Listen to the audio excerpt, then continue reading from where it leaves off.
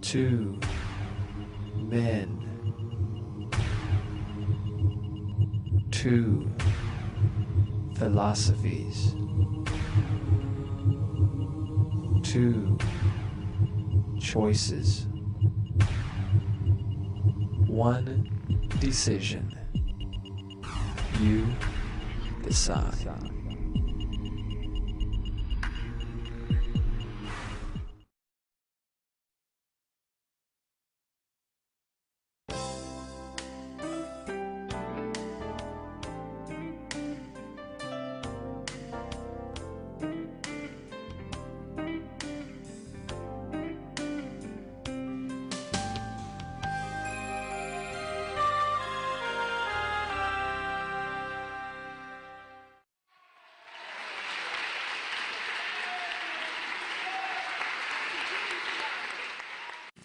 All right, well, it is an honor to be here tonight. My name is Kent Hovind. I was a high school science teacher for 15 years, and now for about 14 years I've been doing seminars on creation, evolution, and dinosaurs.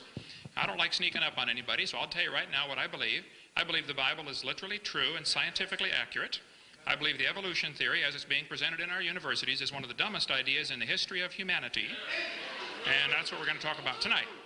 Evolution is not science. That's my contention. Now, before we get too far into this, we need to define a couple of terms, I guess.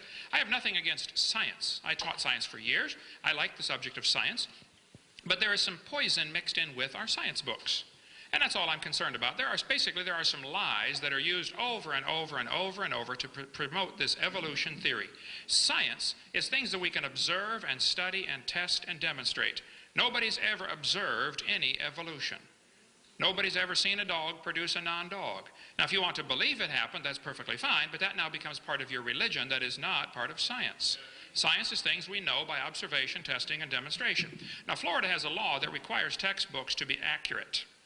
All instructional material shall be accurate. Texas has a law that says instructional materials shall be factual, and theories shall be clearly distinguished from facts. Wisconsin has a law that says textbooks shall be accurate. Alabama has a code that says textbooks shall be adequate and current. I think these are all very reasonable laws, by the way. California has a law that says textbooks shall be factually accurate and reflect current and confirmed research. My contention is there is no current and confirmed research that supports the evolution theory. Evolution is not part of science, which is what this debate is about. This textbook says evolution is a fact. It says the evidence to support evolution is based on fossils, traces of evolutionary history in existing organisms, continental drift, direct observations of change, and the experimental production of new species. Well, first place, we'll go through each of these later on, but there's no way any fossil could possibly count as evidence for evolution. I mean, if you were in a court of law and you brought a bone you found in the dirt into the judge and said, "Judge, this bone is the ancestor of everybody today," well, they'd laugh at you. You can't prove that bone had any kids. You sure can't prove it had different kids. And why on earth would you think a bone you found in the dirt can do something animals today cannot do, which is produce something other than their kind? So fossils absolutely cannot possibly count as evidence for evolution because it is impossible to demonstrate that they had any kids that lived. You might believe that they're ancestral, but that's now not part of science. Science is what we can observe and test and study and demonstrate. Evolution is the other word that needs to be defined. Evolution has at least 6 different levels. Now, I read some of the stuff that Dr. Weisenburg wrote in some letters to the editor in the past, and this has happened. I've had 75 debates now, and in the last 10 years especially, they've worked very hard to focus the definition of evolution on only changes within the species or between species. I think this is a little bit deceptive, as I'm going to share with you tonight. Actually, there are 6 essential levels that would all have to take place in order for evolution to be true. First, we'd have to have cosmic evolution. Somehow, you have to have the origin of time, space, and matter. Before the matter can get together and make life, there has to be the matter. So how did the matter get here? Where did the energy come from? Where did the laws of nature come from? Those are all essential steps that they are included in the textbooks as part of evolution theory. But during debates, it's very frequent for the debater to say, well, this is not really what evolution is about. Well, I'm sorry, it has to happen for evolution to even take place. So yes, it is what evolution is about. Secondly, you'd have to have chemical evolution. According to the Big Bang theory, the Big Bang produced hydrogen and maybe some helium. Well, then how on earth did we get all these other elements? You mean uranium evolved from hydrogen? We see lots of elements decay, break down. We don't see them go up without enormous energy input. And now you're back to the chicken and the egg problem. You have to have the stars already existing to produce the higher elements. So you really got a problem. Either stellar evolution or organic evolution or chemical evolution had to come first. But either way, you have a chicken and an egg problem. Thirdly, you have what I call stellar evolution, which is where the stars would have to evolve. Nobody's ever seen a star forming. One professor said, oh, we see a star forming right now in Crab Nebula. I said, no, you don't. You see a spot getting brighter. You're assuming it is a star forming. It could be the dust is clearing and there's a star behind it. The fact is, we have never observed a star forming. We see stars blow up all the time. It's called a nova or a supernova. And yet there's enough stars out there right now that everybody on Earth can personally own 2 trillion of them to yourself. Those are the ones we know about. We don't know about the ones that we don't know about. Fourthly, there would have to be what's called organic evolution. Somewhere, somehow, long ago and far away, life had to get started by non-living material. Now, the evolutionist is left with the very embarrassing position of having to believe in spontaneous generation, even though it was proven wrong several hundred years ago. All the experiments by Francisco Redi and Louis Pasteur and many others have said, look, life begets life. Life does not come from non-living material. One student was sitting in the audience one time, and his question for me during the question time was, Dr. Hovind, if scientists ever make life in the laboratory, what are you going to say then? I said, well, first of all, they are a long ways from coming to that. They can barely make a few amino acids, okay? Secondly, if a bunch of intelligent scientists do produce life in the laboratory, then I would say that that proves that it takes intelligence to make life, which is what I've been saying all along, okay? But the evolutionist really is left with, I think, the very embarrassing and totally anti-intellectual position of thinking that life came from something that was non-living long ago and far away. Why could it happen only once? 3.5 billion years ago. Why isn't it happening commonly, frequently? Fourthly, we have what's called organic evolution. That's where life gets started. Fifthly is macroevolution. That's where an animal changes from one kind to another. Nobody's ever seen this. The Bible says the animals bring forth after their kind, and so the definition of kind would be those that are able to bring forth. A dog and a wolf can mate and bring forth offspring. A dog and a banana cannot. So in some cases, it's very obvious what are the same kind. In other cases, it's not obvious what exactly was the original created kind. And I think that's a valuable field of research that's worth doing. What were the original kinds? Probably the horse and the zebra descended from a common ancestor. That doesn't mean the horse and the pine tree descended from a common ancestor. So macroevolution is where you change from one kind to another. Nobody's ever seen that. Lastly, we have what's sometimes called microevolution. I object to this term. I think it's confusing because it's not really evolution. It's just a variation of the same kind of animal. But if you want to call it microevolution, I'll buy that with the qualification that I object to that, because it's really just a variety within the same kind. The first 5 steps that would have to take place are actually totally religious. Now, the professors that promote evolution are always trying to focus the attention on microevolution, where there are millions of examples. I mean, I agree, this one happens. There's no debate. Variations happen. The question is, are they limited or unlimited? And I think the obvious observations for the last 6,000 years of human history tell us variations are limited. You might get a big dog or a little dog, but you get a dog every single time. No exceptions. According to the Big Bang Theory, though, the Big Bang teaches 18 to 20 billion years ago, there was a Big Bang where nothing exploded and produced everything. And 4.6 billion years ago, the Earth cooled down and formed a rocky crust. This is what the textbooks teach. Now, how some professors can say this is not part of evolutionary theory, I don't understand that, because it is part of evolutionary theory. It is an essential step. You have to get the Earth here before anything can evolve on the Earth. And so if they say the Earth cooled down and a rocky surface was created, and they say as the Earth formed, it was like the moon and the Earth's surface was hot and there were large pools of bubbling lava. But oceans formed as it rained on the rocks for millions of years. This is what's in typical textbooks all across the world as part of the process of life getting here. This textbook says, then millions of years of torrential rains created great oceans. Yes, boys and girls, swirling in the waters of the oceans is a bubbling broth of complex chemicals. Progress from a complex chemical soup to a living organism is very slow. Wow, I guess it is. It's totally stopped. It doesn't even happen. That's how slow it is. This is pure imagination. This is a fantasy, okay? If they want to believe that, that's perfectly fine. But I resent them using my tax dollars to cut down a perfectly good tree and print that and sell it to the kids and teach it as if it's a fact. It's not science.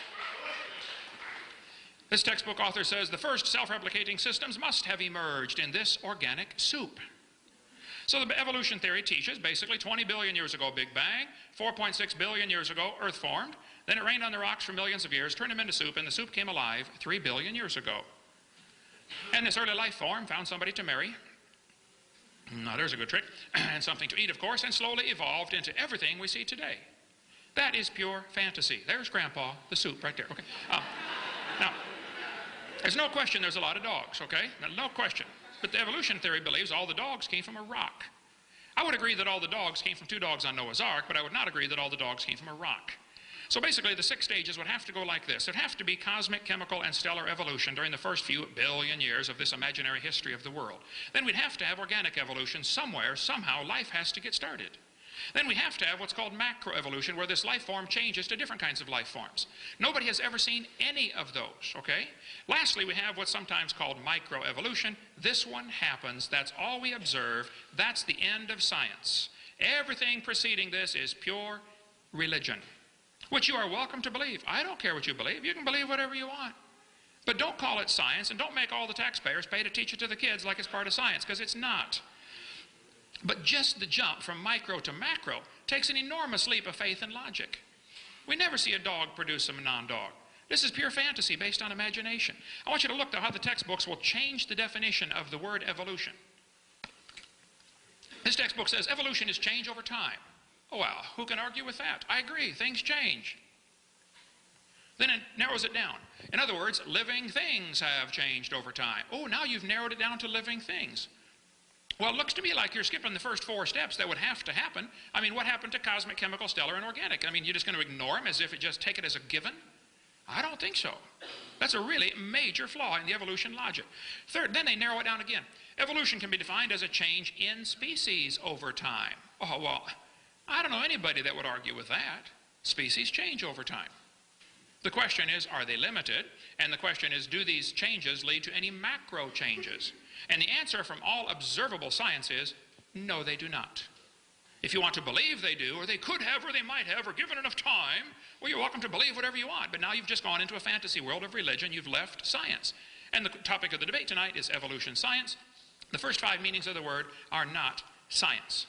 What they really mean by evolution is all 6. They want you to think all 6 definitions are connected, and I can assure you they are not. There is no relationship between any of those. So what evidence do they give for the kids to believe this evolution theory? I collect textbooks. I have hundreds of them. Here's the typical evidence they use to support evolution, and I'm sure we'll see some of this tonight. They're going to say we've got evidence from fossils. I pointed out no fossil is it cannot possibly count for evolution. Evidence from structure. Evidence from molecular biology, DNA, we'll get into that. Evidence from development. They say the process of evolution is based on natural selection. Well, there's no evidence to support evolution except things that have been proven wrong years ago. We'll get into those in a minute. If there's real evidence for evolution, then please show me, but don't lie to the kids.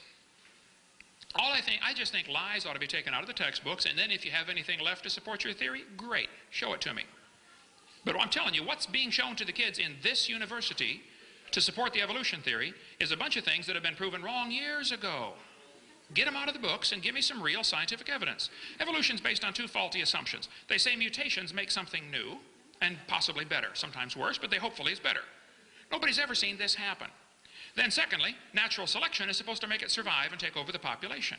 Well, if you follow that logic through, evolution is a religion of death.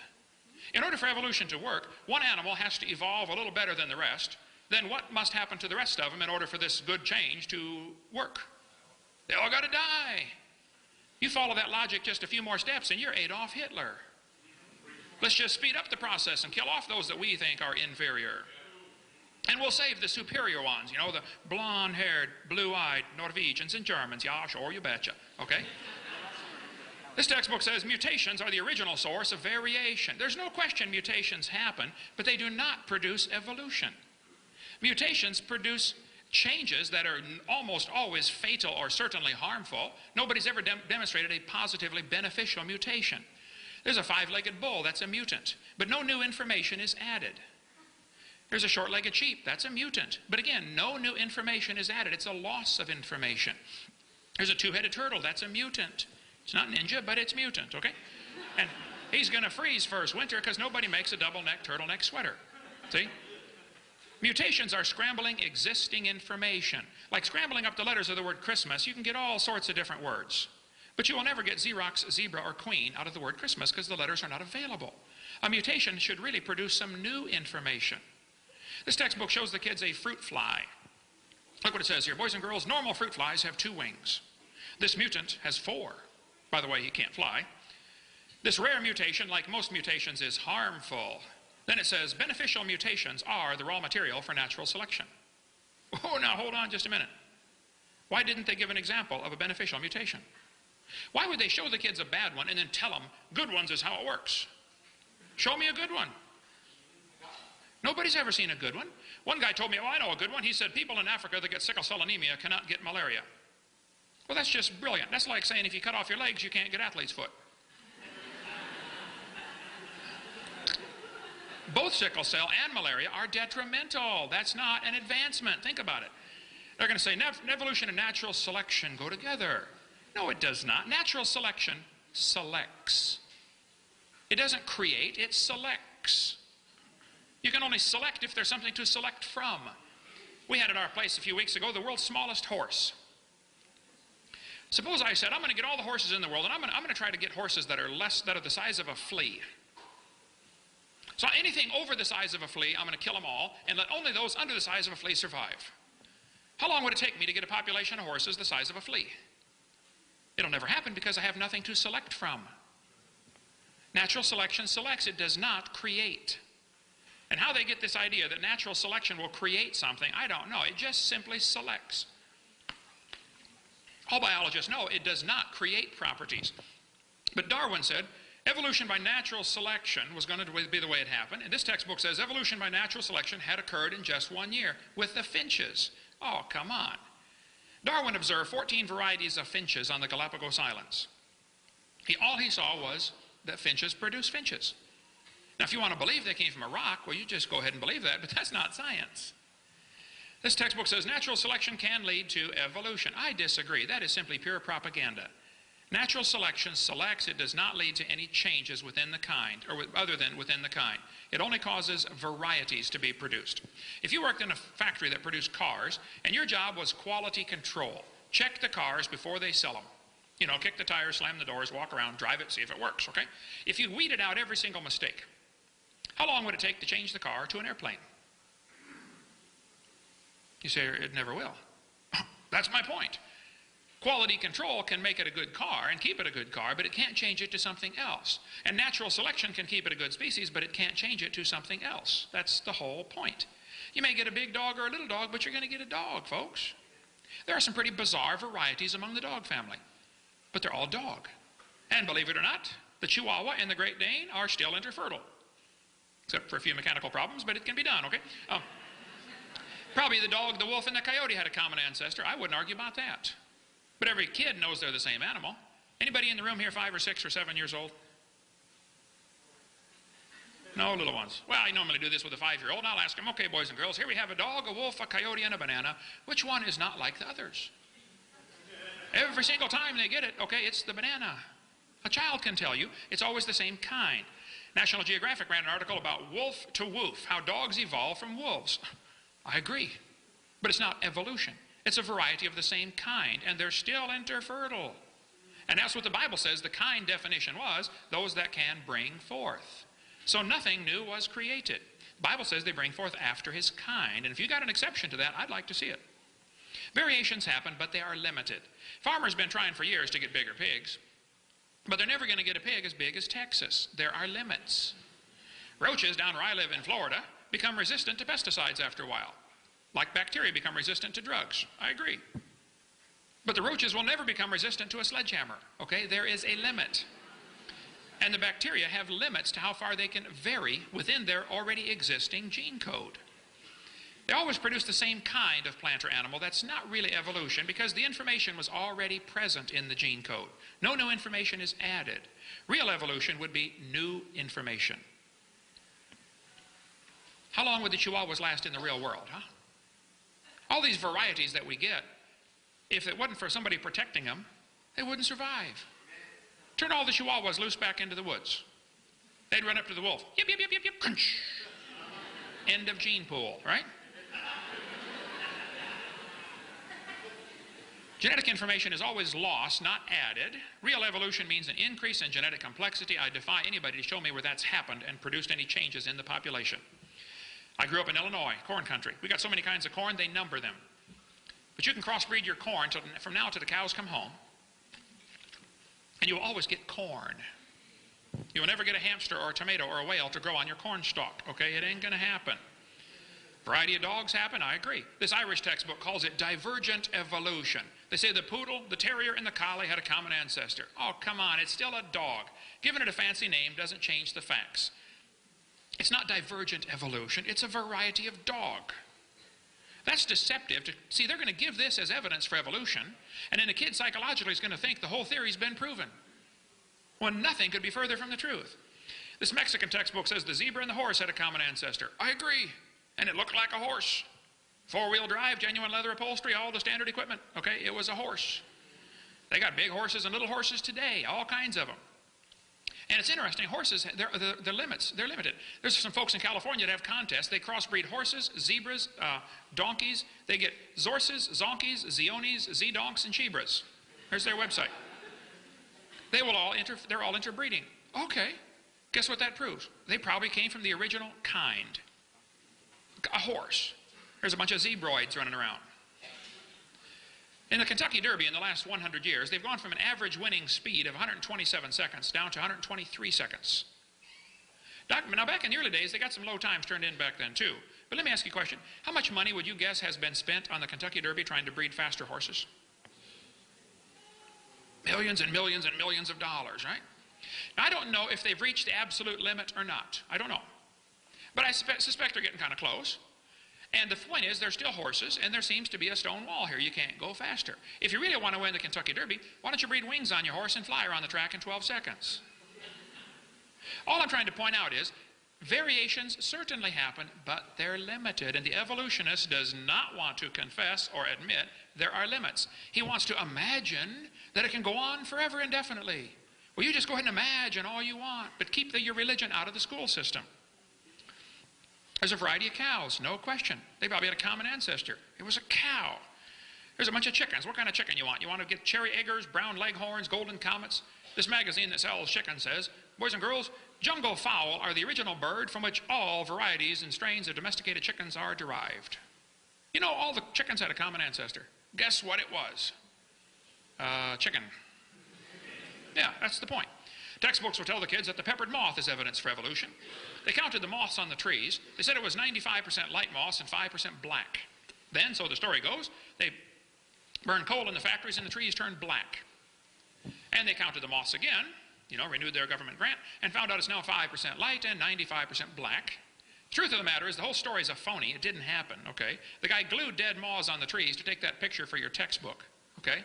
After 40 years of watching, they found 2 moths on the trees. 2. What's 95% of 2?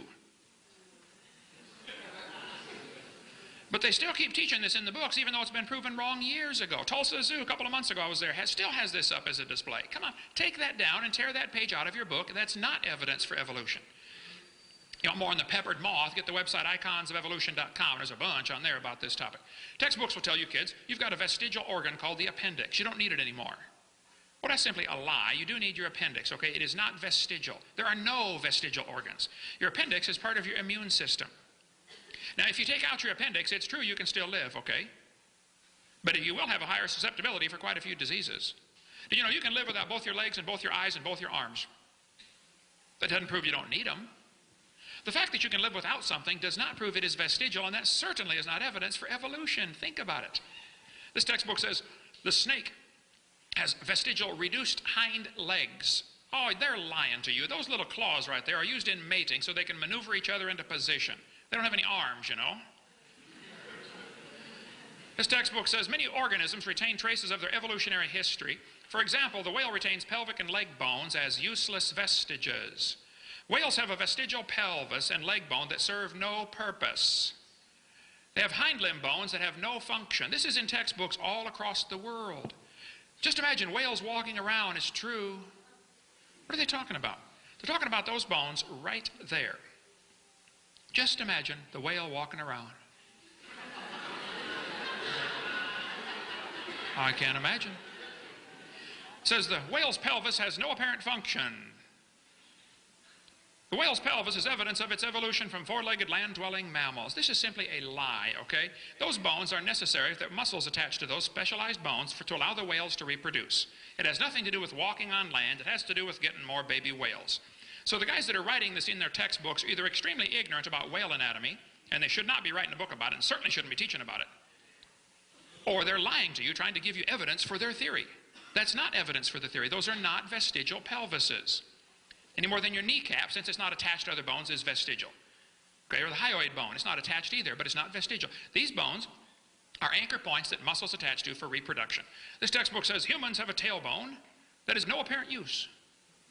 Its vestigial structures is viewed as evidence for evolution. Oh, the tailbone is not vestigial. I was in a debate in Alabama with the president of the North Alabama Atheist Association.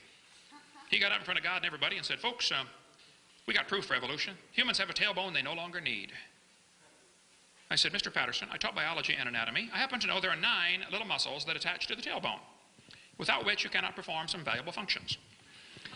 I won't tell you what they all are, but trust me, you need those muscles. I said, now, if you think the tailbone is vestigial, I will pay to have yours removed.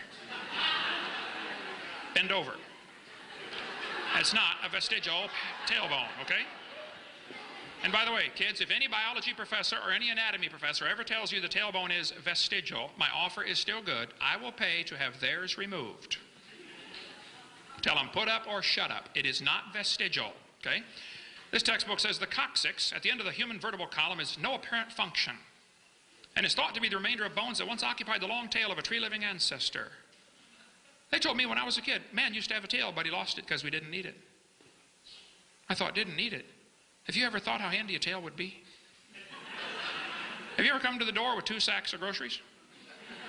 And you could open that thing up and walk right in there, you know. It's not vestigial. That's a lie. And a lot of functions for those tailbones, all right? There are no vestigial structures, and if there were, that would be the opposite of evolution. We could talk for hours, and we're going to quit here in a few minutes, but all the evidence that they're using, like Lucy, Australopithecines, you know, as evidence for evolution. First place, it's a fossil. It doesn't count for anything. You don't know Lucy had any kids. Okay? Secondly, Lucy, all those that studied Lucy said it's just a vestigial, it's just an unusual monkey. It could walk upright, possibly, we don't know for sure. It had an angled femur. Any monkey that climbs trees has an angled femur. Okay? We'd cover that a lot more on that, or in the book Bones of Contention, there's a lot about Lucy and other so-called missing links. They give, in National Geographic here, gives human feet to all of the hominid examples here. This is pure propaganda, okay? The feet are extremely different in these creatures. And there's no connection between one evolving to another and no evidence that one ever did. And again, you're dealing with fossils. They don't count. Think about it. In a court of law, they would laugh at you. Australopithecines, no fossils for evidence, or no fossils are going to count for evidence for evolution. The horse evolution theories is taught in textbooks, yet it's been proven wrong 50 years ago. The gradual evolution of the modern horse has not held up to close examination. Back in 1950, J.G. Simpson, who believed in evolution and loved the theory and taught it, said the evolution of the horse family was unintentionally falsified. The early classical evolutionary tree of the horse was all wrong. It never happened in nature. This has been proven wrong 50 years ago, but they're still teaching it in your textbooks. The evolution of the horse. Up here at Yale University, they still got a big display of the horse, how it evolved from Eohippus to Equus. Pure propaganda. Didn't happen in nature. Darwin considered the idea that the human embryo has gills and he slowly evolved from a fish-like creature to a human. He considered that the best single class of facts in favor of his theory. He called it the biogenetic law. This Irish textbook says, it's talking about the gills here, the gill slits, show that these animals have evolved from fish and share the basic pattern of fish development. This one says humans have gills like a fish when they're embryonic stage. This is a lie. Those are not gill slits. Those little folds of skin later develop into bones in the ear and glands in the throat. They never have anything to do with breathing. I've seen folks that have 5 or 6 chins and they can't breathe through any of them but the top one. Okay? They're not gill slits. Haeckel actually lied. He faked the pictures of a human and dog embryo. He made them look just alike. Haeckel was a liar. He made giant charts of his pictures showing that these embryos of all these different animals have gill slits. This is a lie. On top are Haeckel's drawings. Underneath are the photographs of the actual creatures. Either he's a lousy artist or he's a liar, okay? Haeckel actually confessed to lying in court at University of Jena, but his textbooks are the textbooks today. I guarantee this university has a biology or anatomy textbook that teaches that the embryo has gill slits, and that's evidence for evolution. That's been proven wrong 127 years ago. Get it out of the book. If you have evidence for evolution, then stop lying. Then show it to me, but quit lying to the kids and tell them you do.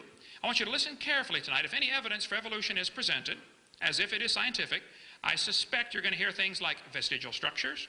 You're going to hear things like embryology. That's the code word for what they're talking about here. This has all been proven wrong a long time ago.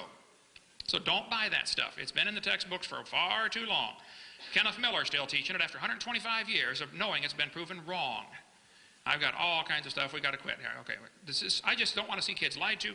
I think there is no evidence to support the idea that any animal produced a different kind of animal. Now, if you want to believe it happened, you enjoy yourself. You believe whatever you want. But don't call it science. And don't make all the taxpayers pay to teach it to the kids in public schools. Those who believe in evolution should admit it is a religion, and they should start private schools all over America, and let those who want to pay and learn it come pay and learn it. They got no business making all of us taxpayers pay for this silly religion to be taught in the school system. Thank you so much.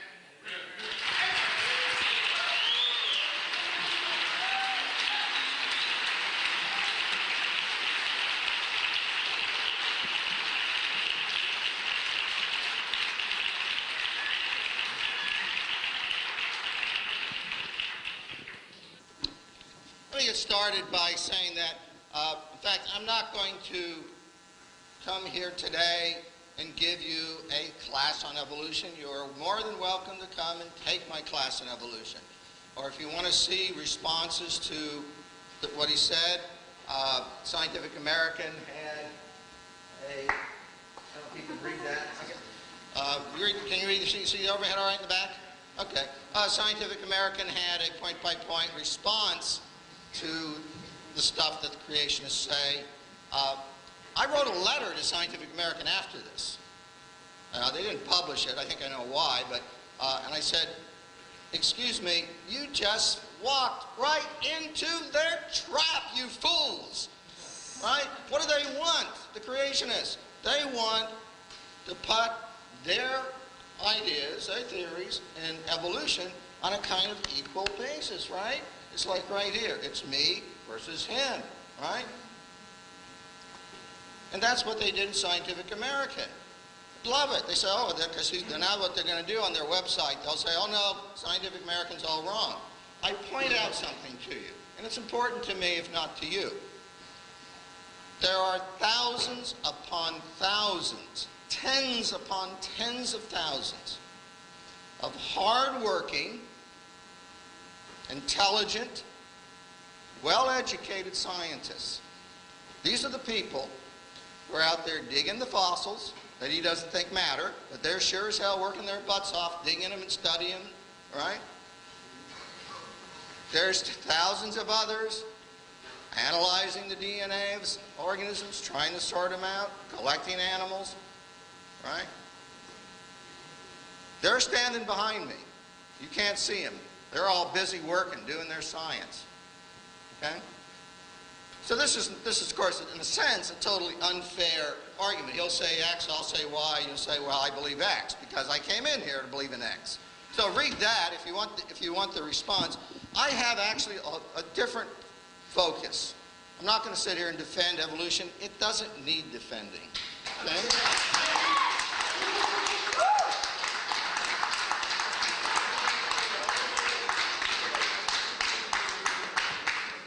I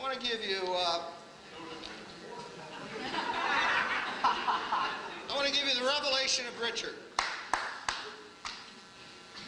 And God appeared to me, and she said, Richard, I created all that you see and study, the mountains and their fossils, strewn rocks, the fish in the sea, the birds in the air, even the isotopes in the stones by which you measure their age. Actually happened. And I was stunned.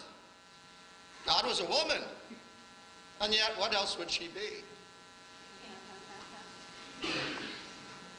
Again, God spoke. Spake, excuse me, it's biblical. Then God spake. What say you to these revelations, Richard? Wilt thou not give up thy false idol of evolution? Nay, God, though I find your revelations interesting, you have given me no cause to give up the theory of evolution. It is indeed a great wonder that you have created, but the facts remain unchanged.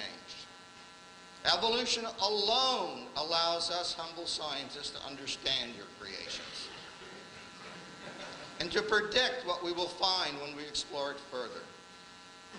Until evolution fails me, I must follow it, for I will not abandon my oath as a scientist. Facts, verifiable facts, must be my one true God. Yeah. So, now let me say, one of the problems with this whole debate is in the scientific community there is no debate, right? Scientists who study this stuff pretty much, you know, they pretty much ignore the creationists until they discover their kids can't learn evolution in science class, right? Now, I just want to give you a taste of sort of what's going on. And what I did, I have here the last 2 issues of Science and Nature. These are the premier weekly science journals. And I went through them. This is from last week. This is 25 October and 24th of October. And looked for any articles related to evolution. So this is sort of a random selection, right? So let me just quickly share with you some of the current, and this is all, I'm going to talk about everything, every time evolution or an evolution subject came up in these, I'm going to share it with you just briefly. You, of course, can go to the library and read the articles yourself. The first one, I'm looking now at Science. First one is kind of Jumbled DNA Separates Chimps and Humans, with a picture of a chimp and a child. So I don't have a projector of this.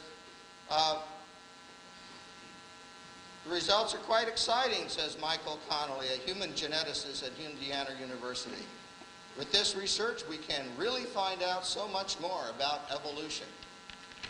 Actually, what they discovered is they're finding there's somewhat more genetic difference than they originally had measured. Because see, now the data is coming in much more rich data.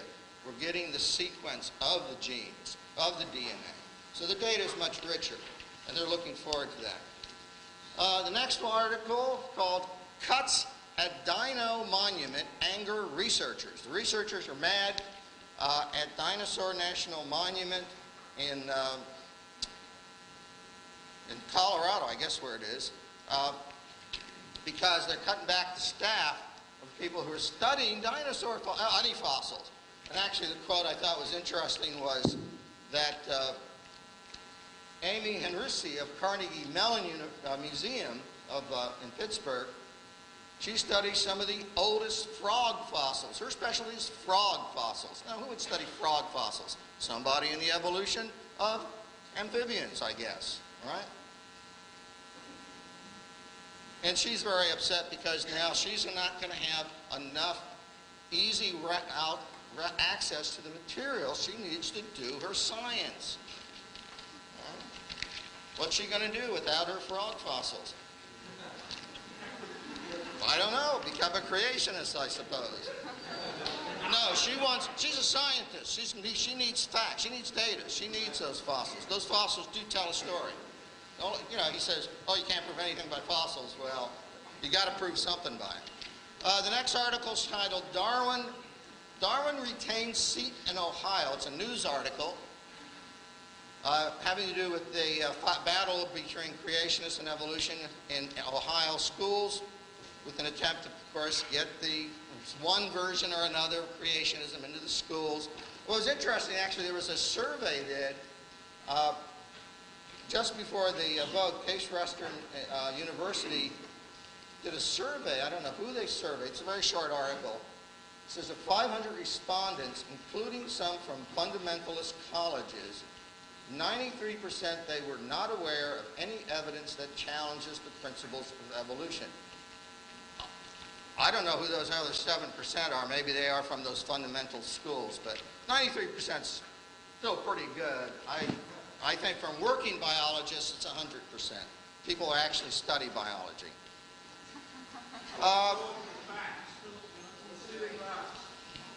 I'm getting there. We're getting there.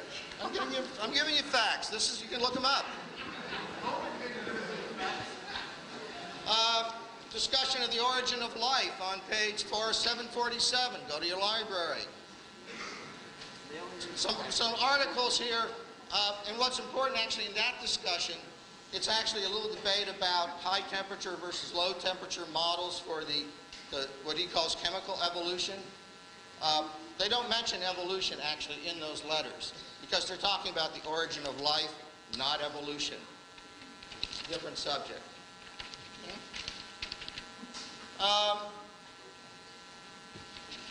Well, there's another thing here which is way too complex to get into about network theory. Pass on that one. There's another one about aging and the evolution of aging and how that could have happened, aging theories. You can, if you want, you can look it up and see how they're applying evolution theory to that study. Want some facts? I'll give you some facts. Okay, let me jump right ahead to that. I'll skip some of these other articles because it turned out there was really some interesting ones in this issue of Nature. Here's an article. You're going to love this title. Contemporary Fisherian Life History Evolution of Small Salmonoid Populations. Of course, he's going to say this is just microevolution, but they actually do it done is demonstrated through a study of the salmon population that it has evolved over the time that they've been studying it. So they actually have the actual data showing evolution in that population. And finally, in this issue, or not finally, there's one more, something about moths' mating preference. And they've done a study of moths and how the chromosomal structure in the moths and how the sexual gender is determined in moths relates to their evolution. And my point here is just to point out, evolution is, you know, it's part of biology. It's not going anywhere. It's not disappearing because it works. Finally, and I just thought I would share this, the final article, and when I got to it, I said, hallelujah. Amen. Amen. This one is called, this article, page 832, you can look it up. It's called Detecting Recent Positive Selection in the Human Genome from Haplotype Structure. It's got quite a few authors. Sabetti, Reich, Higgins, Levin, Richter, Schaffner, Gabriel, Plankto, Peterson, McDonald, Ackerman, Campbell, Ashla, Cooper, Kowalski, Ward, and Lander. They're from a variety of institutes, Oxford mostly, and also Mass General Hospital, Illinois, MIT. Now, these poor deluded souls from all those institutions around the world have examined what are called haplotypes. I know you're not biologists. I don't want to get into it. But haplotypes are a particular type of genetic structure. And they've looked at those haplotypes. And from that, I'll quote for you. It says, core haplotypes. I'm sorry about all the, you know, sometimes the lingo is a little, it's just what it is. I can't, you know, I'm not responsible for it. Core haplotypes, what's that? What a haplotype is? A haplotype is several genes on a chromosome that are inherited together. So what they're doing is looking at several genes that are inherited together and analyzing the pattern of that inheritance. And here's what they say. For haplotypes that have an unusually high haplotype homozygosity, I'm not going to explain that, indicate the presence of a mutation that rose to prominence in the human gene pool faster than expected under neutral evolution. And they conclude that these data show significant evidence of selection, that is evolution by natural selection. I just need to wet my whistle. So, now look, you know, I know you want me to stand up here and talk about the wonderful fossils in the peppered moth. I don't like errors and lies any more than anybody else in textbooks. I can tell you, by the way, I'm writing a textbook myself, and putting figures in a textbook is a nightmare, and I now know better why those textbook figures keep popping up over and over again. Okay? What I'm here to do is teach you a little bit about science, because here's the fundamental problem. Creationists don't do science. They don't understand science. They're clueless.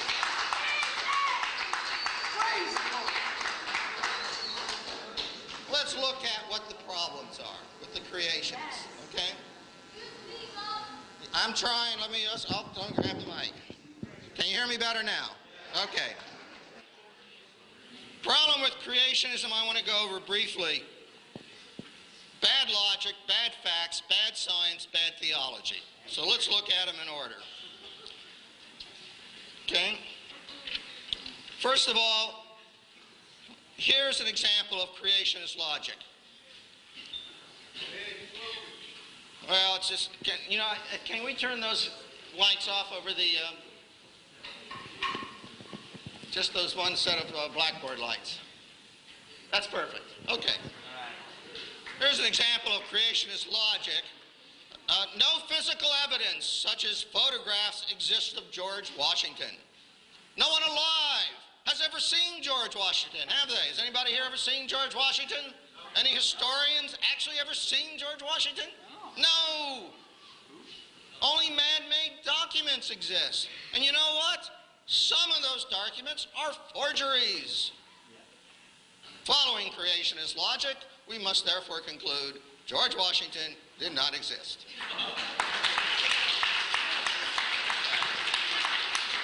Look, that's not the way science works. Okay? Science is a process of debate between alternative explanations.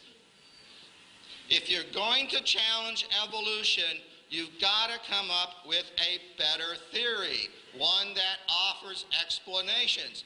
Now, I know that Dr. Hovind has a $250,000, it's still $250,000? $1 million. Well, all right.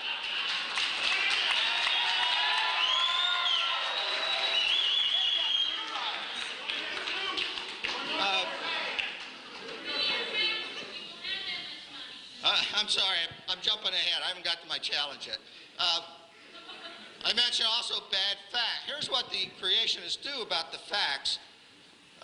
First thing they'll do, they'll say it's just microevolution. Now, I teach evolution. All right? I never talk about macroevolution because, in fact, macroevolution are one and the same thing. Give enough time, you can turn anything into anything. Yeah, it's true. It's true. All right. It's proven. You got the fossil record. It shows all the steps.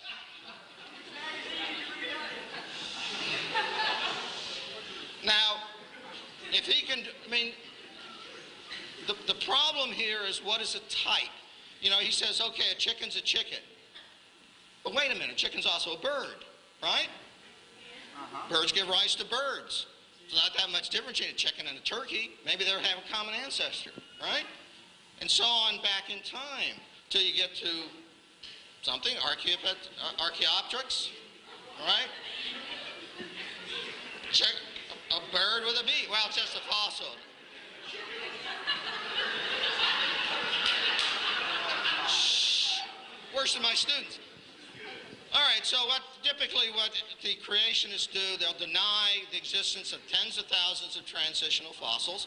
Go to a museum, look at the fossils yourself. They're there. They are there. They do exist. Scientists who study these things believe they tell a story. Just as historians who study documents, which are nothing more than fossils, historical documents are nothing more than historical fossils, except they're made by man. Fossils are actual physical objects. Okay? They harp about the occasional error. God, if I hear about the peppered moth one more time, I'm going to vomit. I don't teach the peppered moth. The peppered moth story, we know one thing that we actually measure. The number of black and white morphs changed over time. There are different theories as to exactly why that happened. That's the peppered moth. Okay? Same thing with Henkel's diagrams. Come on, we got a lot better pictures of that than that. Biologists didn't quit studying this stuff with Darwin, you know. Typically, you know, the creationists remain ignorant of current research. I just showed you some. You won't hear creationists attacking that because they don't know about it. Whenever a physicist, chemist, geologist, astronomer, zoologist, geneticist, paleontologist, or any other fully qualified scientist makes a discovery that supports evolution, typically creationists ignore it, treat it as some kind of conspiracy, misinterpret it, claim it actually doesn't exist. And this part really gets my goat. They require of evolution perfect data and absolute proof, but accept even the most superficial evidence in their support of their position. The real world and real science is real. You know, there are gaps, there's data. You know, I've done experiments. I've been in the lab, and I've been out and looked at fossil beds. It's a messy business. Let them do as well. Now, the real problem is creationism is not even a proper science. To be a proper science, you have to have an explanation for something that you can test. I looked really hard for a theory of creationism. And this is the best I could come up with. This is a Gary Larson cartoon, and I studied it very hard, and I understand some of it, but I cannot figure out what the duck is all about. Okay? So I don't know. Maybe somebody can explain what the duck, but that's about as close as you get to a scientific theory of creationism. So I get to my challenge. This is my $250,000 to the creationists. Describe a physical mechanism used by the Creator, and based upon this mechanism, make a unique prediction that's different from evolution, which can be tested. Now, did the Creator work outside of natural law? If you believe that, then fine, that's okay, but don't tell me that's some kind of science. Science is about how things work and trying to understand how things work. If you're going to give me a creation theory, you got to at least make an effort to tell me how it was done so I can test it. Can't test it. Not science. Construct a realistic computer model that incorporates the known properties of living organisms, including variation, mutation, competition for resources, and the known age of the Earth, I should have added that, which does not lead to evolution. People who do the computer models, out pops evolution, including macroevolution and change of organisms and from one type to another. It's in the computer programs. It's in the math. Creationists don't like it, but then they don't do their own math to counteract it. This one I like, number 4. Construct either a unified theory of creation that brings together all of the creation stories of the world's different religions, or describe a scientific method for determining which one is valid. Now, you know, look, he can believe what he wants too. We all have our right to our beliefs. Okay? But if we're talking science, you have to have a means of testing your beliefs against nature, against reality. And if you can't do that, it's not science.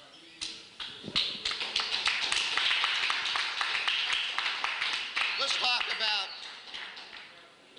you know, here's a couple of specifics that I wouldn't mind seeing an explanation for. Explain why the Creator placed unique species on the islands of the world, as well as different species on different continents. I guess there was a whim of the Creator. Evolution explains that naturally. It's a process of evolution. Maybe he has an explanation. I don't know. I haven't heard one from creationism. Explain why creationism does not violate the laws of conservation or mass, first and second laws of thermodynamics. Why we should abandon these laws. You know, one of the things that really gets my goat is sometimes creationists will say, well, you know, evolution violates such and such a law of nature. You know, first law, second law, whatever. Wait a minute, you're talking about a process that's outside of natural law, how can you attack us who understand and use natural law? It's a mystery to me. Okay?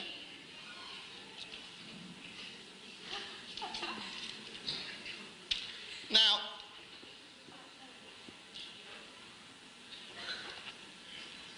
pointed out, then creationism misuses the facts, all right?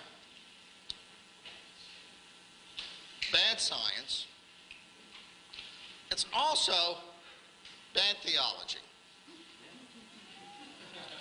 Let me just tell you a little story. True story, actually. Some of my stories are true. When I was in college, yeah, I'm an evolutionary biologist. Well, you can't believe me. When I was in college, I had a roommate who was a born-again Christian, and he used to, every night, would read the Bible. And frankly, it used to irritate me. He'd have the light on, and I'd be trying to sleep, and I'd hear those pages flip. And I said to him one day, I said, come on, that Bible, you can interpret it any which way, blah, blah, the usual argument that you get between somebody of my beliefs and somebody of his beliefs. So I took the Bible from him, and I said, look, I'll interpret something in the Bible. I opened it up, and I wound up in Revelations. And started reading the seventh seal, and here's some bits from it. And he opened the pit, and there arose a great smoke out of the pit as the smoke of a great furnace, and the sun and the air were darkened by reason of the smoke of the pit.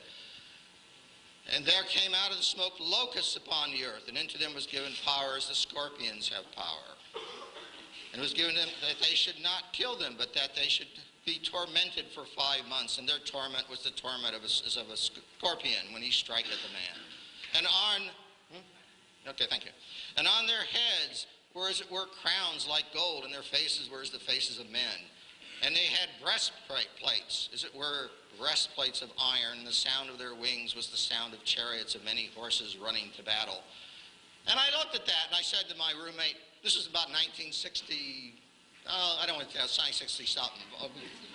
I've been around for a while. But it was at the height of the Cold War, right? Where we were afraid that we're going to have a nuclear holocaust. And I said, oh, well, this is easy. I can interpret that. The pit, that's an underground missile silo. And these locusts with breastplates of iron, those are the missiles, right? And they come out of the ground. There's smoke. There's a great furnace, right? And there's this sound of many chariots as the rockets come from the earth, and kaboom, and then you get, a nuclear attack and radiation poisoning, and And I was saying all this to him, and then all of a sudden I thought, and he looked at me, and he said, you see? And I went, oh my gosh, that's quite yeah, that's really something. Yeah. Now, if I was interpreting this today, I would make it a little different. I'd probably say that the 5 months torment here, that's probably from Saddam Hussein and his factories of biological or chemical warfare, and that the interesting was the breastplates of iron and the faces of man, these locusts had the faces of men. I said, yeah, that would probably be a portrait of Saddam Hussein, because he puts his portrait on everything, beyond the missiles, too. Look, my point is this. I know he's a good Christian. My opponent's a good Christian, and many good Christians here. But doesn't this tell us, then, that we better get out there and start killing locusts? Can we not be moved to action? Right? Especially, we got to go looking for armor-plated locusts. Got to kill them before they do this to us. Now, come on. Whatever your religious beliefs, I'm sorry, that kind of interpretation of the Bible just doesn't wash. Either is good theology or is certainly as good science. I want to finish. I'm finishing. It's my last. Okay, it's my last overhead. Perfect timing. Thank you. Look, I know that my opponent has talked about this being a kind of a battle. Creationist battle cry. Here's what they tell you. And I see there are some young people, some children in here, some students, and this is what they tell you. And I find this offensive. Reject evolution or reject your faith. That's what they tell you. They tell you this is the battleground, right? If you are an evolutionist, you believe in evolution, well, then you've got to reject that particular version of the faith, right? Can you be a good Christian and reject and accept evolution? Well, okay, there you go. And I say to them, that is not the way it should be. There's a peace offering. Okay? Science and religion deal with different domains of human experience. If you want to have a battle and you want to put your religion toe-to-toe with science, nobody gains. Right? You say to the young person growing up who's studying biology and learning about fossils and learning about DNA, you say to that young person, hey, don't accept that, otherwise you can't be a good Christian. Now, I'm sorry. That's offensive. Okay?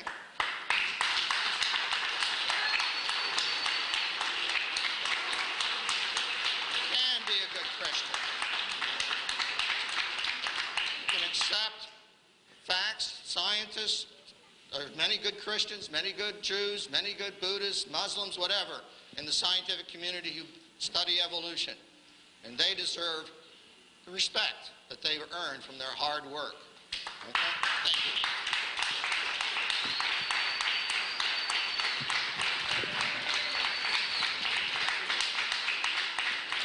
you. Okay, now we're going to move on to a 15-minute rebuttal from Dr. Hovind. Well, that was very interesting. Let me give you my rebuttal of some of the things that he said. I don't think we'll have time to give them all. His consistent theme throughout his talk was basically based on majority opinion. You know, in the scientific community, there is no debate. This implies, of course, you know, if you don't believe in evolution, then you're not a scientist. And if you do, you know, you can't be a scientist without believing in evolution. This is simply not true. And this is a very flawed logic used in any debate to say that majority opinion supports your position. First, I don't think you could prove that it's true, okay? I think you'd find there are thousands of scientists very actively involved in major branches of science that are strong Bible-believing creationists. But I want to point out, the debate tonight is evolution, science, and he continually brought in, you know, things about creation, which is not what the debate's supposed to be about, okay? I'm willing to debate that, but that's not the topic tonight. Okay. He said there are tens of thousands of scientists digging fossils and they support evolution. Great. Tell them, go for it. There were tens of thousands of people who thought that big rocks fall faster than little rocks at one time. That was taught for 2,000 years in the school system. And it was wrong. There were tens of thousands of people that thought if you took your blood out, you would get better. It's called the doctrine of humors. They were wrong. Okay? There are also tens of thousands of people who do not believe in evolution. All the polls show that only about 9% of the population of America believes in the evolution theory with no God involved. Another 30% think God used evolution. Even the two together is a vast minority of the population, okay? So you don't go on majority opinion anyway, but if you want to go on majority opinion, then the majority support the creation view, okay? He said, this is important to me. I guess so. You get paid by the taxpayers to teach this stuff. Of course it's important to you.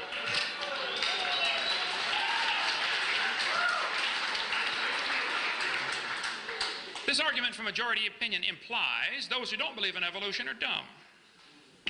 How many of you would understand that? He said, we walked into their trap. They want to put creation and evolution on an equal plane. Well, this is certainly why the evolutionists try very desperately to avoid any debates. We get turned down. I get turned down about 200 times for every one we get accepted for to do a debate on this topic. And their arguments are, we don't want to put them on an equal plane. Well, the Soviet Union teachers would say the same thing 20 years ago. We don't want to talk about capitalism and communism together. We don't want them on an equal plane because we know communism is so superior. This is obviously flawed logic about the equal plane argument that he mentioned. Students ought to be able to see all sides of the issue. If you're not showing all sides of the issue, you're indoctrinating, you're not educating.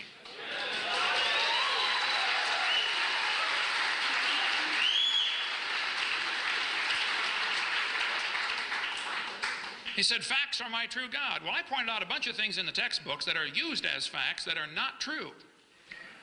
I have yet to see any facts presented tonight that support the evolution theory.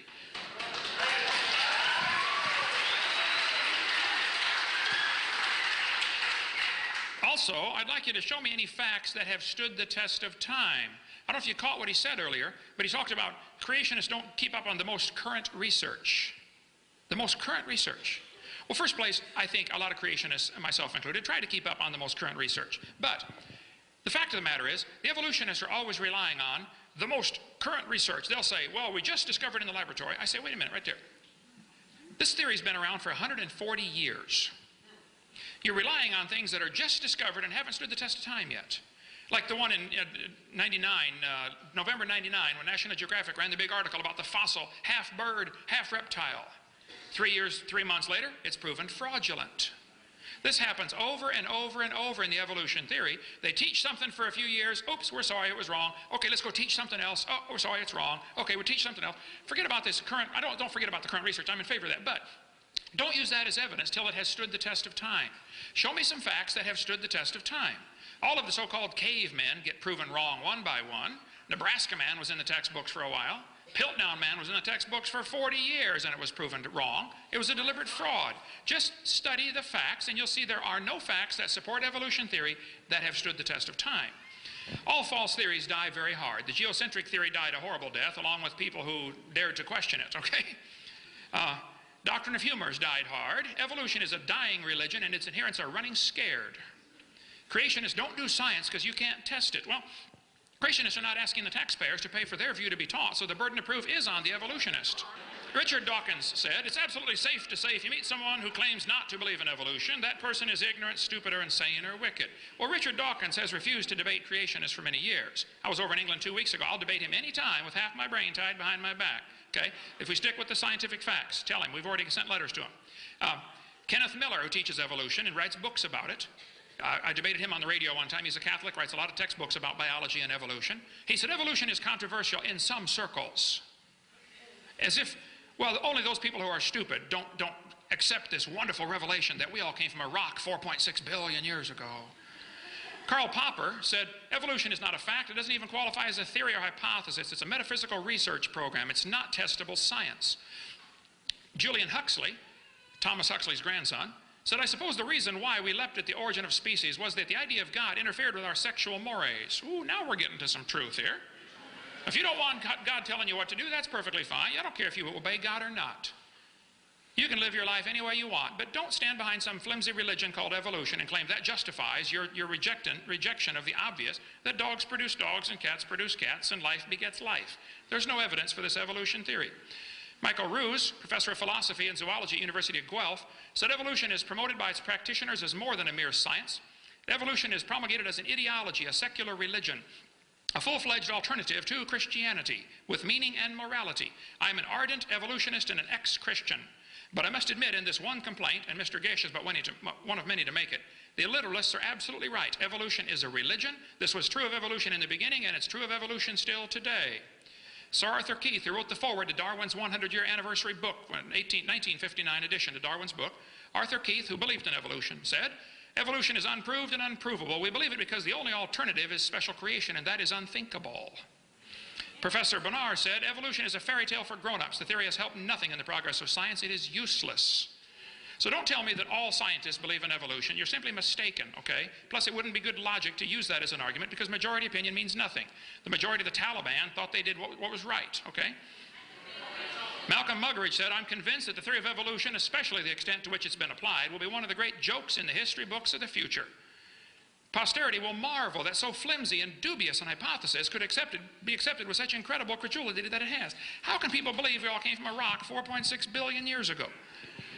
Scientists who go about teaching evolution are great con men. The story they are telling is the greatest, maybe the greatest hoax ever. In explaining evolution, we do not have one iota of fact.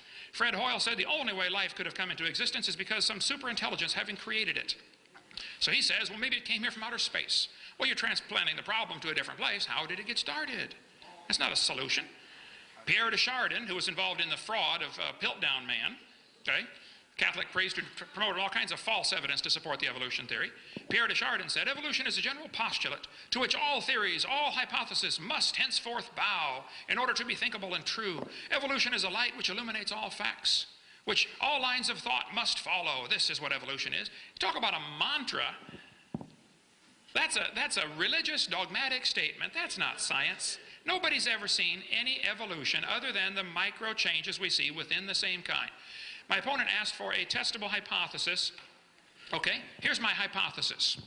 This world was created by an intelligent creator, and everything was created within a few days of each other. This is the only way to explain all the millions of symbiotic relationships we find in nature. Certain plants require certain animals require each other to transport seeds or whatever. If you want to think that these things evolve separately, you're welcome to do that, but I think it's more logical to say they're so complex they had to be designed. First of all, the design indicates there was a designer, and the complexity indicates there was a really intelligent designer, and the interrelation between all these plants and animals, including the fact that plants give off oxygen and animals give off CO2 and they reciprocate the gases, there are billions of examples that you would have to say it is best explained with a creation of these things fully formed and in close proximity to each other within a few days. Then I think there was a worldwide flood about 4,400 years ago that buried this world and produced billions and billions of fossils, which we're still digging up today. All of the fossils that we find are indication that there was a rapid burial, catastrophic burial, in enormous amounts of mud. There are layers of limestone that cover just about the entire United States. The fossil layers, the layers of rock that we see, the so-called geologic column, by the way, the geologic column does not exist except in the imagination, but the layers of the rock that we see are best explained by being deposited very rapidly, within just a few moments of each other, actually. All over the world, petrified trees are found standing up, running through multiple rock layers. People say these layers form separately over millions of years. I just don't think that's logical. Can you focus that just a little bit for me there, brother? Turn the outer one. If somebody wants to believe that these layers form, separately over millions of years, they're welcome to do that, but I think that the scientific evidence would say this is simply not true. Millions, maybe not millions, I know thousands and possibly even millions of petrified trees exist in the world, standing up in the vertical position. They're all over the world. These fossilized trees are connecting all these different layers that they're telling us are different ages. So back in 1830, they started teaching the layers of the rock are different ages. And somebody swallowed that and started saying, oh, wow, well, then that means this earth is millions of years old. The fact of the matter is the evidence we see from fossils, from digging in the ground, is you see petrified trees extending from one seam of coal right through 20 feet of rock into another seam of coal. They're found all over the world. Petrified trees in the vertical position are indications that these layers are not different ages. And yet my opponent here and his colleagues will dig in the dirt and find fossils and assume that because one fossil is lower than another one, therefore it is the ancestor of the one above it, which is totally flawed logic. I mean, if I get buried on top of a hamster, that does not prove he's my grandpa, okay? I think the petrified trees that we find in the vertical position, and there are many thousands of them, are indication of rapid burial in mud. All over the world, petrified clams are found on top of mountains. Huge clams in the closed position. They had to be buried quickly. They had to be buried alive, actually, because as soon as a clam dies, it opens. And yet petrified clams in the closed position are extremely common. I've got buckets of them in my museum in Pensacola, Florida. I like fossils. We have a museum. I don't know any Christians that are against science or that are against fossils. I think what's happening, though, is the interpretation that you're placing on these fossils is where the problem comes in. Let me get up to a problem here, different ways things are interpreted. My family there, first grandkid, okay? All right. Well, be quicker to find this way. Here's the problems. Students are shown facts, which, like for instance, it's a fact Grand Canyon exists. I don't know anybody that argues with that, okay? But there are two interpretations of how it got there. Those folks who believe in evolution say the canyon formed slowly with a little bit of water and lots of time. Those who believe in creation say it formed quickly with lots of water and a little bit of time. Now the fact is, the canyon exists. The interpretation is not part of the fact necessarily, okay? It's a fact the earth has layers of rock. The evolutionists say these layers formed slowly over millions of years and each one is a different age. I think we can demonstrate that's not true. The creationist says these layers are probably all from one big giant flood in the days of Noah. So my testable hypothesis, sir, is that there was a flood that formed all these layers in rapid succession. And we have evidence of this from trees connecting them all. We have evidence from The fact that Grand Canyon could not possibly have been formed by the could not possibly have been formed by the Colorado River. The top of Grand Canyon is 7,000 or 8,000 feet above sea level, in between the snow lines here. The river enters the canyon at 2,800 feet above sea level. Rivers don't flow uphill. How did it get started? It has to start at the top, eroding its way down. It's 270 miles across there. Grand Canyon is quite obviously a washed out spillway. There used to be a big lake there. And how students are being taught it was formed slowly by the Colorado River, and they get by with that and call it science, I don't know. But many, many geologists agree Grand Canyon was formed catastrophically. A couple of great big lakes, Grand Lake and Hopi Lake, overflowed their dams. Got too full, and any farmer that's ever lost a dam to too much water will tell you, it doesn't wash out the whole dam, it washes a slot out of it. Washes a crack out of the middle someplace, and that's what happened with Grand Canyon. The top of the canyon's higher than the bottom. The river runs through the bottom. The top's higher than where the river enters by 4,000 feet. Rivers don't flow uphill. There's no way that river made that canyon. But yet students are taught Grand Canyon formed slowly over millions of years, and some of you are not checking the facts. I just encourage you students here, if you want to believe in evolution, that's perfectly fine. I don't care what you believe in. I'm going home tomorrow. But you believe whatever you want. But you need to examine the facts, the so-called facts that are being presented to you, because I'm telling you, I'm afraid some of you are being brainwashed and you're swallowing it. And I suspect I know the reason why. It might be like Julian Huxley. You might like that evolution theory because it gives you freedom from the Creator. Oh, well, you just do whatever you want, but we'll see Judgment Day what happens. Thank you.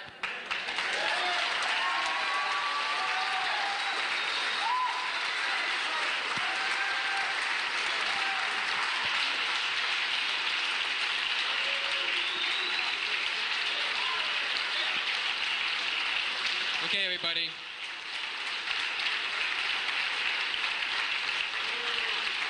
All right. We're now going to move on to a 15-minute rebuttal from Dr. Weisenburg. Well, I have nothing else to confirm what I said about the creationist attitude about the facts.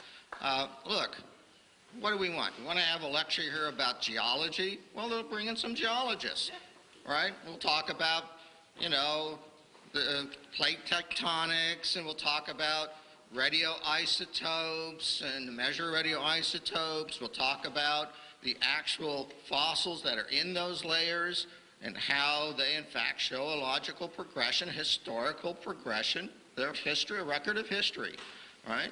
Now, I've been to fossil beds. He's probably been there.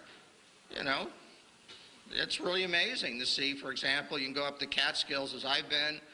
There's fossilized coral reefs. I mean, there are coral reefs in middle New York State. Now, I can explain that from the combination of, plate tectonics and evolution. There's no problem. We have the data, we have the ages, we have the mechanisms. It's all there.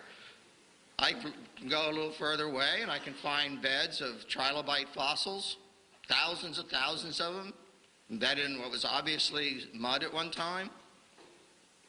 You can dig, and I would challenge my opponent. You can dig all you want in those fossil beds. You can dig, you can dig, you can dig. You will never find a bony fish or any sign of anything that came afterwards. Okay? He talks about dinosaurs. You know, the creationists love it because every now and then somebody will say they found a human footprint or something like that embedded with dinosaur fossils. Come on, there are thousands upon millions of dinosaur fossils. There are some 800, but the Dinosaur National Park thinks about 500 square miles or something. It's huge. And it's millions of dinosaur fossils and other fossils dating back to 100 million or so years ago. You won't find a trace of a human remain. And so, what the creationists do is they proclaim that certain things can't have happened. They say, oh, it doesn't make sense. It could not have happened. We've never seen this, right? And because they proclaim it, we're exposed to say, okay, we're just going to ignore all the evidence, ignore the geologists, ignore the physicists, ignore the chemists, ignore the paleontologists, because the creationists don't have the imagination or something, right? I don't know what it is, because I don't have any problem understanding how slow change contains a single cell. And by the way, let me say something about the banana and the dog, right? Here's an interesting fact. If you take and look at what's inside that banana and those dogs, they're awfully similar. It's cells. It's DNA. You know, you can take a picture of a cell.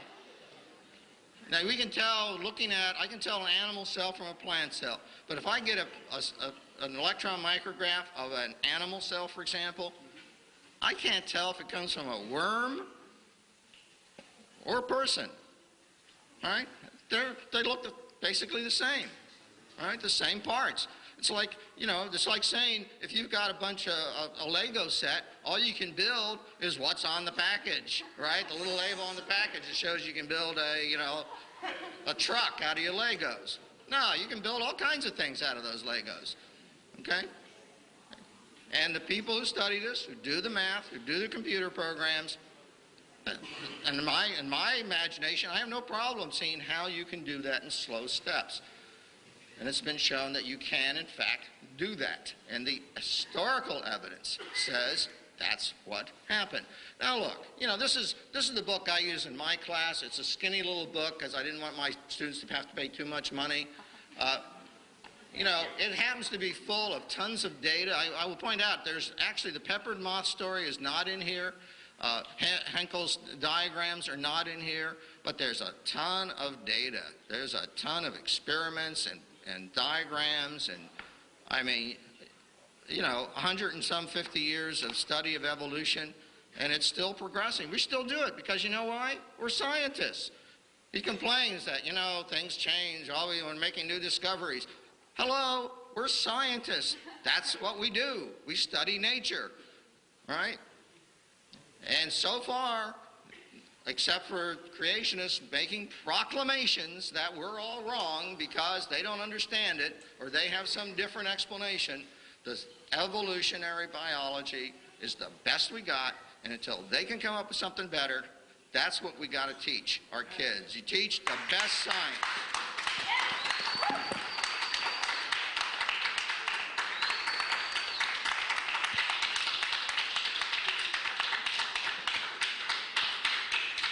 Okay, now we're going to move on to a closing statement from each of the speakers. This is a 5-minute closing statement. If you just want to close with what you have to say there. And then after that, we'll do the questions. We'll take a little break after the conclusions so we can get the questions in order here. So you have to go to the bathroom or whatnot. You can do that quickly. And then after about 5 minutes, after they conclude, we'll start with the questions. Quite a few things are obviously left hanging like it is in every debate I've ever done, but this isn't time to cover everything. It's probably better to do point by point instead of minute by minute. But he mentioned about isotopes as evidence for evolution. He's mentioned that several times tonight, actually. I'm assuming he's referring to carbon dating or potassium argon, or uranium strontium, uranium to lead, or lead-208 to lead-206, or uranium-235. There's quite a few. But here's an example of how things actually work in the real world, okay? Not the imaginary world. Living mollusk shells were carbon dated 2,300 years old. They're still alive. Freshly killed seal carbon dated 1,300 years old. It just died. Shells from living snails carbon dated 27,000 years old. Proceedings of the 12th Nobel Symposium said, if a C14 date supports our theories, we put it in the main text. If it does not entirely contradict them, we put it in a footnote. If it's completely out of date, we just drop it. Well, then, here more recently, Anthropological Journal of Canada said, no matter how useful it is, the radiocarbon method is still not capable of yielding accurate, reliable results. There are gross discrepancies, the chronology is uneven and relative, and the accepted dates are actually selected dates. This whole blessed thing is nothing but 13th century alchemy. It all depends upon which funny paper you read. One part of a mammoth dated 29,000 years old, another part of the same animal dated 44,000 years old. We can go all day on this radiometric dating if you'd like to talk about that. In the last 2 years, an absolute date has been obtained for the Gandong beds. It has the very interesting value of 300,000 years, plus or minus 300,000 years. We could talk a long time on that. We will not. Okay, let's see. He also mentioned about plate tectonics. This is interesting. I think students really ought to be shown this. Geology and earth science are one of my favorites. I taught earth science for many years. Let's just talk a little bit about Pangea in the few minutes I have left here. See, if I had known about the 5 minutes, I would have had a little more stuff together. Okay, Pangea. Students are taught that all the continents used to fit together. They say South America and Africa seem to be a perfect fit. Here's the evidence they use to support this theory. The shapes of the continents seem to fit. Similar fossils are found on opposite sides. And it's true, similar fossils are found on opposite sides of the ocean. It's also true that those same similar fossils are found all over the world. So this could be just as much evidence for a flood. Okay? He says they'll say there are magnetic reversals in the mid-Atlantic ridge. Here's what they don't tell you. They shrank Africa at least 35% in order to make them fit for your textbook. They took out all of Mexico and Central America. Hey, señor, ¿qué pasa? ¿Dónde está Mexico? Panama, Costa Rica, Guatemala. They also don't tell you that they twisted 2 continents one way and one the other way. They also don't tell you what I think ought to be obvious to a kindergartner. If you take the water out of the oceans, you will notice there is dirt underneath. People say, do you think the continents were ever connected? What do you mean? They still are. What do you mean, were they? The low places are full of water, that's all. Okay? It's not like it's hollow under the oceans, you know, think about it. So, oh, well, anyway, I like Earth science. I don't question the fact that the plates are moving, okay? I've been to the San Andreas Fault, the Hayward Fault, the New Madrid Fault, the Golden Fault, none of them my fault, but I've been there, done that, studied it, okay? There's no question the plates are moving. The question is, can you interpret this little bit of movement we see over billions of years and make some kind of conclusions from it? I think you're going to have to jump from science to religion when you do that. You're going to take a little bit of evidence that we see, you know, something moving just a little bit, which is true, and it causes earthquakes and volcanoes, and I'm familiar with all of that. But that doesn't prove it's been going for billions of years. I would encourage you students to open your mind just a little bit and think about possibly, it could be, just like when people were taught the earth was flat, and later they found out, oops, that's wrong. And somebody taught, oh, well, big rocks fall faster than little rocks, because Aristotle says so. That was taught for 2,000 years, and it's wrong. And some of you are being taught in this university that you evolved from a rock 4.6 billion years ago. Well, it's wrong. You were designed by an all-wise, super-intelligent creator who loves you and would like to forgive your sin and take you to heaven, but if you want to go to hell, that's your business, okay?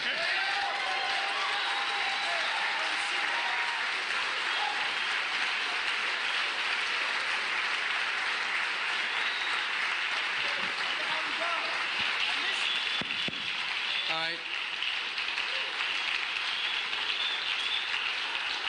We'll now move on and give Dr. Weisenburg 5 minutes to conclude. Okay.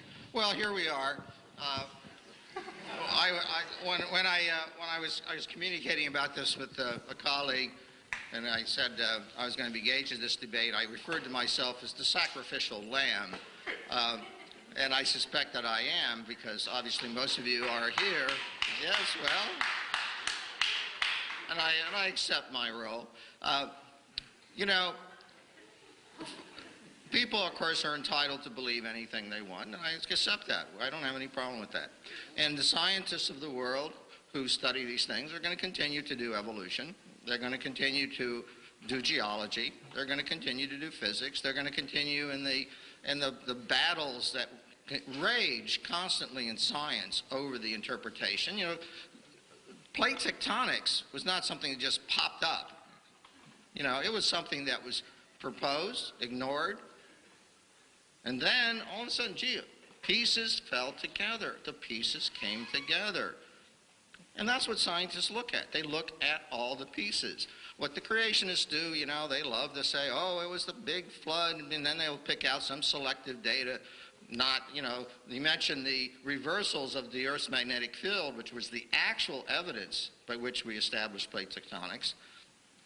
I don't remember anything in the Bible about reversal of the Earth's magnetic field. I don't know, maybe it's there, but so, you know, what you've got to understand, those of you that are, and it's obvious that most of you here came here to hear Dr. Hovind, keep this in mind,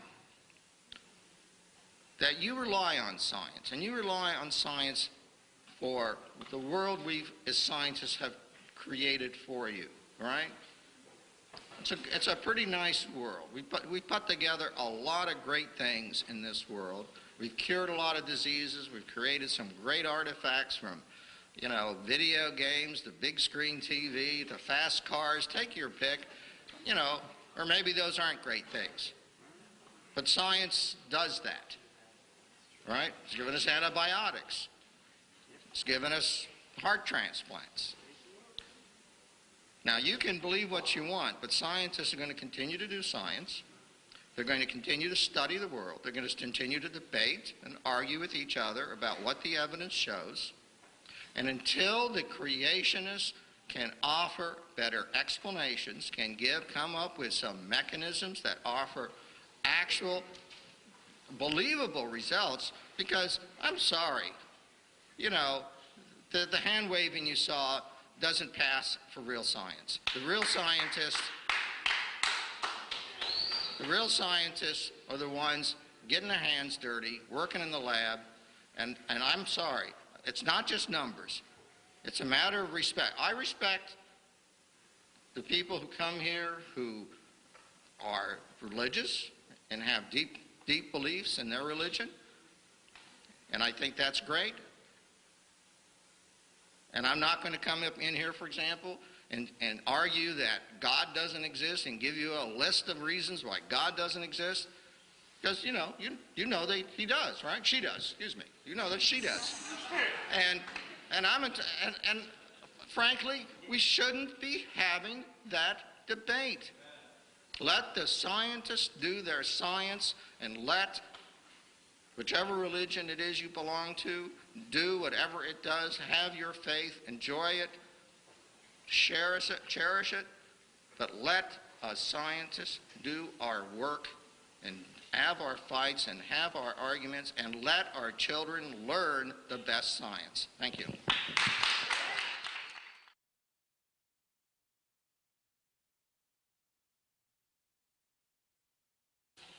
right, this is about vestigial organs. It says male nipples, which include the milk-making mammary tissues as women, but men don't make milk. Explain their function if they're not vestigial. Explain the function of nipples on men if they're not vestigial. Is that the question? First place, I would point out that if there were a vestigial structure, that is lousy evidence for evolution. That's an example of losing something, not gaining something. Evolution ought to have some examples where we gain something. So your question was, why isn't this example of evolution? Was that what was the question there? Okay, so I am answering the question, thank you. Now, as far as the function, there's quite a few different types of skin on the human body. Ask anybody who ever does skin grafting for burn victims. They will tell you there are different types of skin, and they have to be you have to graft carefully to get the right type of skin in the right place, okay? Or you may have problems, or it won't take, even from the same body, transplanting from one part of your body to another for skin grafting. There are several different types of skin that end right where the nipples are on anybody's body. Several different types of skin. The skin on the side of your body is different than the skin on the front of your body, the chest. So I don't know all the functions of it or the purposes of it, but I think that I would point out that that question shows enormous faith in evolution, totally devoid of facts, because that is not evidence for evolution. Vestigial organs would not count as evidence. It is simply and it's not vestigial, by the way. Nearly all male mammals have these things, and whether they serve a function for transition from one type of skin to another, or for probably several things several other purposes have been proposed. I won't get into all that now, but I think that there probably are reasons for it. But I think if you look at this historically, 200 years ago, scientists had a list of nearly 180 vestigial organs. They said you don't need your appendix, you don't need your tonsils, you don't need your adenoids, you don't need your pituitary gland, you don't need your thyroid gland, you don't need your thymus gland. They had 180 vestigial organs on the list. And that was supposed to be evidence for evolution. One by one, those things get plucked off the list as we realize the function of that, okay? So I would state my case and say that even if we don't know all of the functions of a particular organ or design, then that still is not evidence for evolution. In fact, it's just indication we need to study more. There are other functions we probably should not get into, other possible purposes, we should not get into, and maybe in a college classroom we could. Okay. And now we're going to move on to a question for Dr. Weisenburg. And the question is, how does the fossil record prove evolution, and how did the origin of life begin? Okay, that's actually two questions. Okay, two questions, and I'm going to answer the following way. First of all, fossils don't prove evolution. Okay? The fossil record is consistent with a story, a historical pattern, right? And that's exactly what paleontologists work at. They try and place the fossils in order according to the kinds of data that they accumulate, which involve a variety of kinds of evidence, geological evidence, chemical evidence, physical evidence. And you will see, because I follow this, they fight. Boy, do they fight. They fight bitterly over exactly where this fossil should go or that fossil should go, over exactly the kinds of transitions, right? Because that's what scientists do. Okay? But always, because evolution has reached such a high level of reliability in that wherever you see that argument, you don't see somebody coming in and saying, oh, this particular fossil is inconsistent with evolution. Because that just doesn't happen. That just hasn't happened. And therefore, it's not an issue. Okay? Secondly, about the second question, because there was two questions. When I teach this, I don't even talk about, I may mention origin of life once or twice. My textbook has a half a page on the origin of life. It's a big mystery. I wish I knew. There are several theories about the processes that might have, sometimes called chemical evolution, whether it's thermal vents or clays or RNA organisms. We don't know. I guess I don't think we're ever going to know for sure, because I don't think we're going to have a time machine to go back and look, and the traces of what happened 3.5 billion years ago are simply gone. Science deals with the world of real evidence, and we just never going to know. Okay, but that's separate from the issue of. I tell my students this. I've done this in my class, my beginning class, non-majors. I say, look, if you want to believe in creation, fine. Believe in the creation of the first living cell. And I have no problem with that. Because scientifically, I don't have anything really better scientifically. I don't happen to believe that. But I'll accept, if you want to argue, say, hey, it was created, the first living thing was an act of divine creation. As long as you accept the facts, as I understand them, from all the various scientific studies 3.5 billion years ago, and the transitions that happened afterwards, fine. That's no problem for me as a scientist. And this person says, I'm still waiting for physical evidence and verifiable facts that your God exists, aside from the Bible, which humans wrote. If I understand the question correctly, you're asking for verifiable evidence that my God exists. I think that design demands a designer. If I was walking through the woods and found a painting hanging on a tree, and I looked around and could find no evidence of a human ever having been there, no footprints, no evidence at all, I would still conclude there was a painter. If I was walking through along the beach, and I found, John loves Mary written in the sand, I would never dream that the waves did that. I would assume that because these sand molecules or grains are arranged in a particular order, they are designed to give a message. So I would conclude that there was some level of intelligence here that created this. Now, that would depend on how intelligent Mary and John are, but there's some level of intelligence here. Design always demands a designer. A painting testifies there was a painter, whether you ever see him or not. A building is proof there was a builder. When we dig through the ground and we find evidence of an ancient civilization, if you start in archaeology, you're digging down in the ground and you find some stones arranged in a circle. They conclude somebody did it. Because this is obvious, it doesn't happen as a natural thing. And the archaeologists look at this all the time, and they see evidence in the ground for a human designer. Why we can't look at the world we see through the microscope or the telescope or our eyeballs and see that there is a designer, the evidence is shouting at us. The watch is proof there was a watchmaker. Now, some people don't like that idea because if there's a designer, then there might be some rules. And that's really what they're running from. Creation itself is evidence of a creator. I don't have to see the watchmaker to believe he exists. When I was in Japan a year ago, I did not get to see the guy who made the Casio Databank watch. But I believe there was one. I never saw the guy who designed this. As far as I know, this is the world's largest rock group. But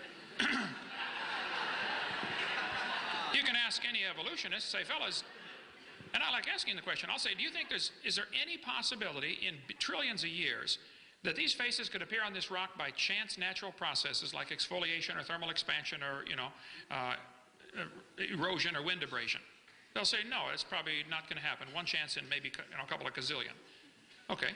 And yet, they think that George Washington himself, with 50 trillion cells in his complex body, happened by chance. Well, you're welcome to believe that, but that's not logical, and it's not science. It's pure religion, and you just simply admit that. So they're always avoiding the design argument. In the textbooks, they say plants are adapted to their environment. Gills are an adaptation to living in water. Well, how did they adapt before? How did they live before they adapted the gills? Oh, for millions of years, they all died. None of them lived. Yeah. They don't use the word design because textbooks avoid using the word design because that automatically leads to the logical conclusion, hey, who's the designer? Okay? My watch holds 300 phone numbers. It's a calculator, stopwatch, alarm clock, and a countdown timer. It does not tell time. I have to look at it. But there had to be a designer. You don't have to meet the designer to believe he exists. The creation is proof there was a creator. People say, where's the evidence for God? I say, do you have to light a candle to see the sun? I mean, look around. How you can study biology and not see an incredible amount of design from the molecular level, through the cellular level, through the tissue, organ level, through the entire structure, through the interrelationship of symbiosis relationships, through the universe, the planets, going around the sun, and the incredible mathematics behind all this. Most of the great scientists of the first few hundred years of science were creationists looking for some way to figure out the mind of the designer. Science ought to bring us to the creator. It's obvious. I see design, I conclude designer. I think it is totally illogical to walk through the woods and find a painting and say, I can't see the painter, so he doesn't exist. And that's what evolutionists are doing.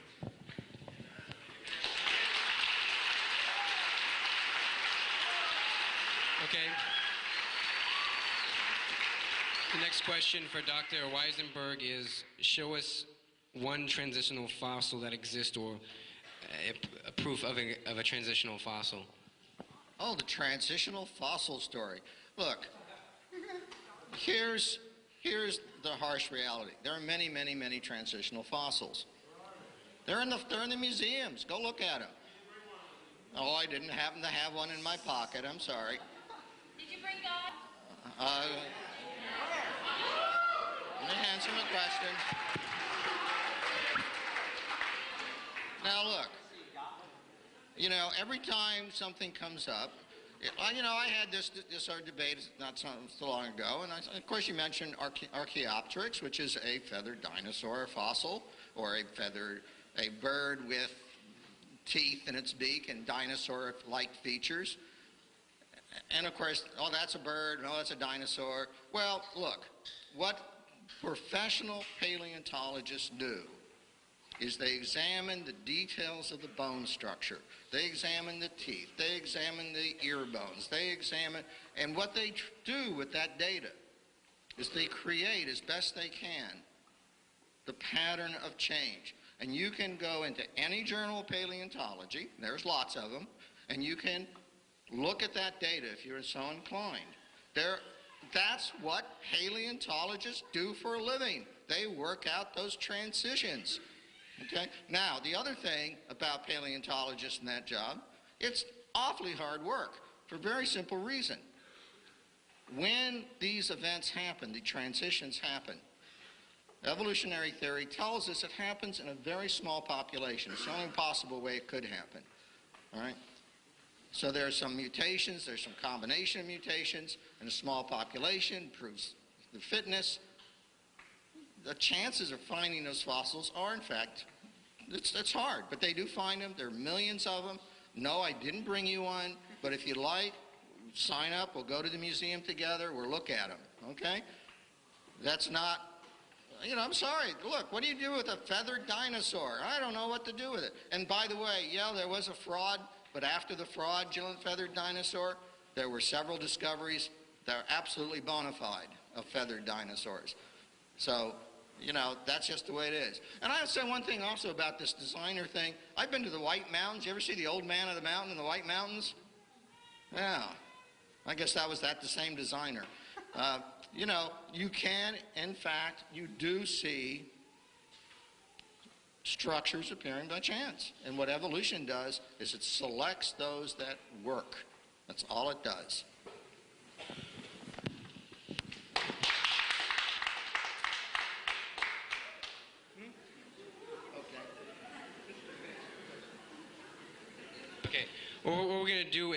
we're going to change it a little bit. We're going to let them answer the question. Also going to let the other speaker rebut their answer to the question just a minute or two after the question is asked.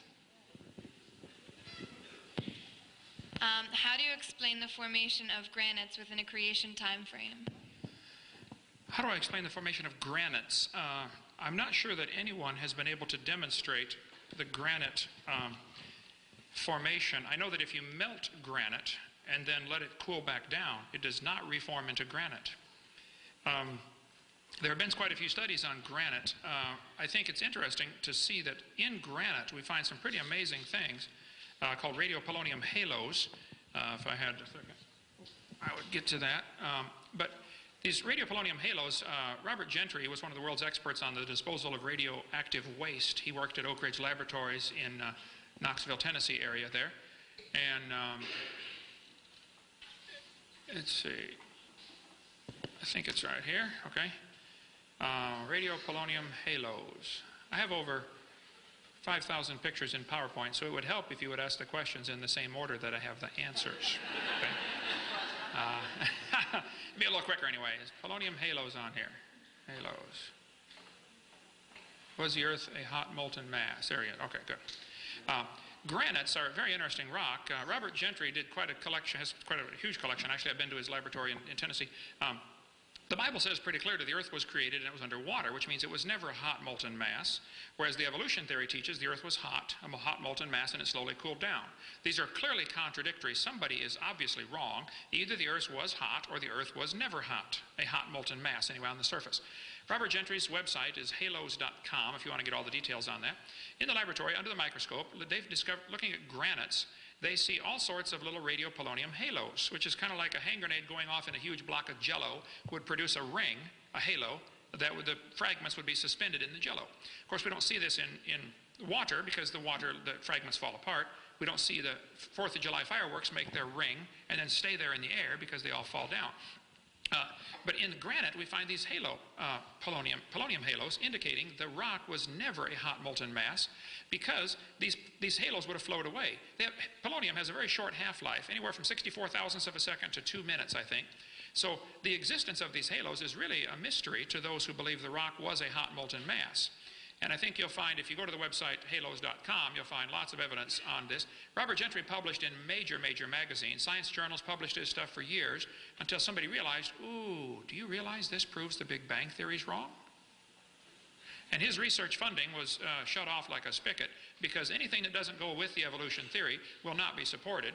Just like if a teacher stood up in the Soviet Union 10 years ago and said, I don't believe in communism, they would find themselves out of a job. And if a teacher in this university said, I don't believe in evolution, they probably would find themselves out of a job. There is not academic freedom in places like this. Okay, go ahead. Would you like to give a rebuttal to that at all? Okay. We'll move on to the next question to Dr. Weisenburg. And the question is, Dr. Hovind in his presentation disproved the geologic column and the Big Bang theory. Do you believe that the Big Bang theory and geological column, if they were false, that evolution could still be true? And if not, why did you not defend them? Okay, look, first of all, I am not a cosmologist. Okay? I actually had a roommate who was a astrophysicist once, if that helps. There are cosmologists who have theories about the origin of the universe. They've made predictions about, for example, what would happen if they looked up at the infrared radiation. Those predictions are confirmed. Okay, fine. That's what science does. That's what creationists do not do. Right? Can creationism explain the infrared background? I don't think so. Okay?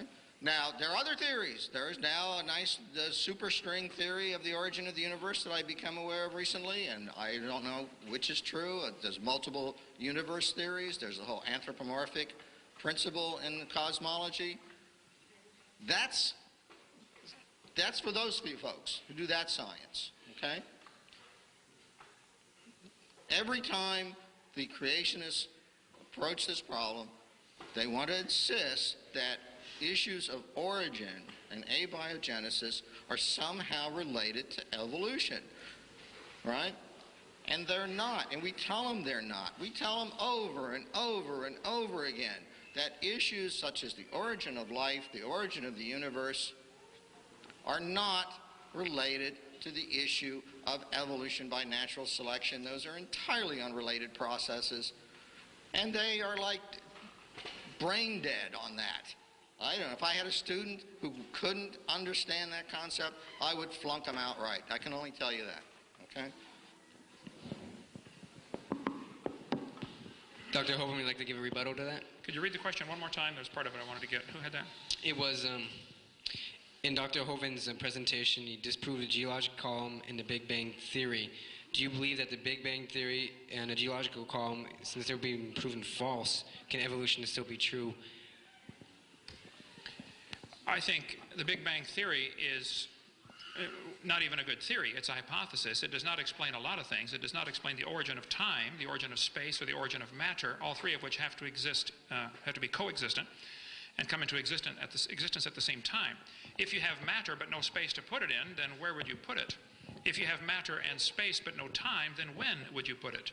Time, space, and matter is called a continuum. They have to come into existence simultaneously, and the Bible covers that in one verse with 10 words in it. In the beginning, that's time, God created the heaven, that's space, and the earth, representing matter. God created time, space, and matter all at the same time. There's no other way to work. I've never met the guy that made this computer. This computer is purely natural components. I mean, there's not a little man running around in there changing the numbers on the screen. And it works on natural processes. But the fact of the matter is the guy who created the computer is not in the computer. He's outside of the computer, above and beyond the computer, okay? And the God who designed this world is above and beyond this world. He's not locked into the same laws that we are. He's not locked into the laws of time, space, and matter. He created those things. He can be right now in yesterday or today or tomorrow. He can be right now at all places at all times simultaneously. So that's the God that I worship anyway. So I see no evidence whatsoever. I have not seen any evidence presented tonight. I was going to try to find the slide. Like I said, I've got 5,000. I couldn't find it. Evolution is like a shell game where they put the pea under the nut, you know, and they move them around, try to get you confused. Oh, which one's got the pea? The geologist is always saying, well, the biologist has the evidence. And the biologist says, oh, no, the anthropologist has it. And there's no pea under any of them. Nobody has the evidence.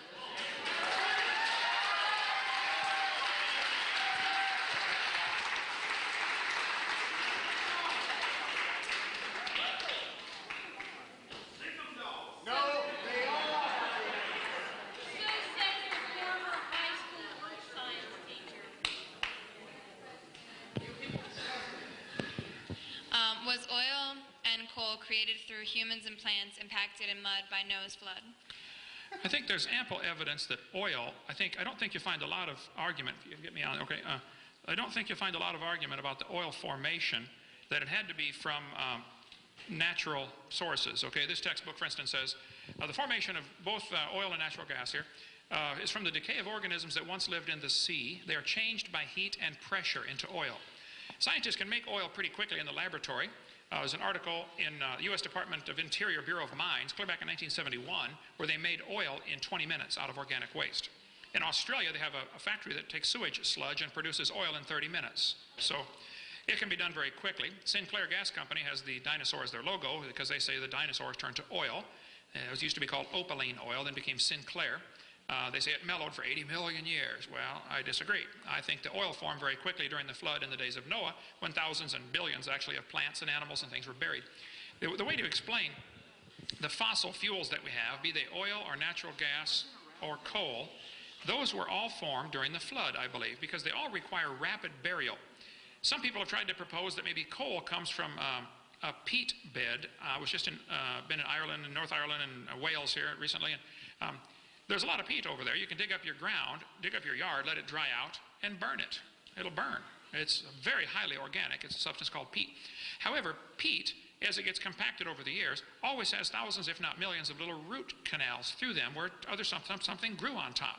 When you look at coal, you do not find these root canals in the coal. Those who study coal, I think, will tell you that the coal had to form. I've got pictures on that here. Let's see. Coal formation. There we go. Coal had to form very quickly by probably huge mats of vegetation that are buried under deep sediments. Coal can also be produced in a few hours. In Organic Chemistry book here in 1984, they talked about how coal can be formed in 36 weeks, heating it just to 150 degrees centigrade. You raise the temperature, the time goes down. Coal can be formed rather quickly. I think the best explanation for the coal that we find in the world is during the flood in the days of Noah, there were huge vegetation fields floating around. Trees would get uprooted. They would float for years, like at Mount St. Helens. I just flew down to Mount St. Helens Spirit Lake a few months ago. They have several million trees were blown into that lake. About 20,000 have now sunk to the bottom. The rest are still floating. It's been 22 years, they're still floating there. As they float around, they're going to drop off lots of vegetation. And during the flood in the days of Noah, you would drop off, vegetation fields as it drifts by. A few weeks later, it comes past again. By now, there are layers of sediment in between. And I think the best explanation for this strip mines that we find, coal is nearly always found in layers. And it does not have the root penetration from another forest growing on top of it. It's just simply, solid rocks of vegetation packed with no root penetration. So I don't think it's logical to say that coal formed from peat. I think it's more logical to say the existence of coal, and there are monstrous coal fields in the world, okay? I was in Spokane, Washington yesterday. There is a giant coal field just near there that is 10,000 square miles of coal 200 feet thick, containing all sorts of trees that are petrified, running all sorts of different angles. The best explanation for coal formation is a flood. The best explanation for oil formation is a flood when organisms that are living are buried real deep under enormous amounts of pressure. It can be done in the laboratory in a few hours. It takes a lot of heat and or pressure. That would be best explained by several thousand feet of mud and sediments and rocks being deposited on top of zillions of dead things. So I think the evolution theory is totally devoid of any scientific way to explain the formation of coal or oil in their slow, gradual, natural processes. There are enormous amounts of oil and coal in the ground, indicating the world before the flood was very different than we have today, with probably lots more trees and lots more people, lots more animals. Today the Earth is 70% underwater. Only 3% of the Earth's surface is habitable for mankind. Much of its deserts, tundra, ice caps, uninhabitable. So I think that the Bible says God created the earth to be inhabited. So my theory would be that the original creation had a lot more trees and plants and people when the flood came than we do today. And so probably if we dig in the ground, we're going to find oil and coal and natural gas from these decaying organisms. That would be a testable hypothesis. Okay, thank you. I guess I get it. Do you have a rebuttal for this? Well, I mean, this is one of these things. You can read in Scientific American the responses to this stuff. What can I say? You've got professional geologists who work for oil and coal companies, and trust me, they don't buy into this flood thing. And the poor miners who are stuck hundreds of feet underground in the coal mine accident recently in Pennsylvania, probably would be a little puzzled to learn how that coal got placed hundreds of feet underground, right? So, and in such thick layers, as he says. So, I'm always amazed by the creationists who are all of a sudden instant experts on things I wouldn't even pretend to be an expert about. Geology, oil geology, coal geology. Now, we had this little discussion earlier about who do you trust. I didn't wear my button. I was tempted. I have a big button that says, "Trust me, I'm a scientist." And I thought that little bit of self-humor might not have been understood. But, at some point in time, you either have to believe one or two things. Either all of the scientists that study all of these various aspects of the natural world have somehow lost their collective minds or intelligence, or they're part of some conspiracy, they're afraid of losing their jobs, I don't know what all, but there they are, they're publishing articles every week, thousands of articles come out, all of which are consistent with the same evolutionary picture, and apparently they're just all deluded. I don't know what else to say, but I can't sit up here, the creationists will come out, because they ignore any real facts, and they'll come out with some hypothetical that can be easily disproved, but not by me at this instance, because what do you have to do? You have to study geology, you have to study paleontology, you have to study genetics and molecular biology and anatomy and astronomy. okay? And I actually happen to trust most of those people that publish in those areas. I think they're probably pretty smart guys and pretty decent scientists. And I trust them a hell of a lot more than I trust creationists who's never specialized in any of those fields.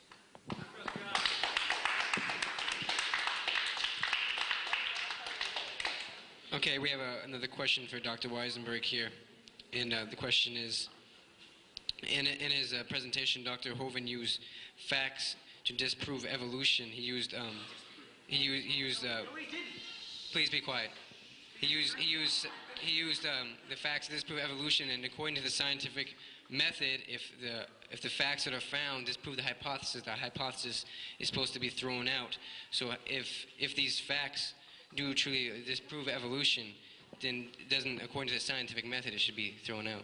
Oh, absolutely. If the facts disprove evolution, I'll abandon it in a microsecond. Okay? I didn't hear any facts disproving evolution. I didn't hear a single fact disproving evolution. He made some statements about trees and rock and embedded, like a few. I don't know anything about trees and rocks. I'm not a geologist that studies trees and rocks. And neither is he. And you know, the fact of the matter is the people who do the geology, right, have developed those time scales based upon a variety of evidence.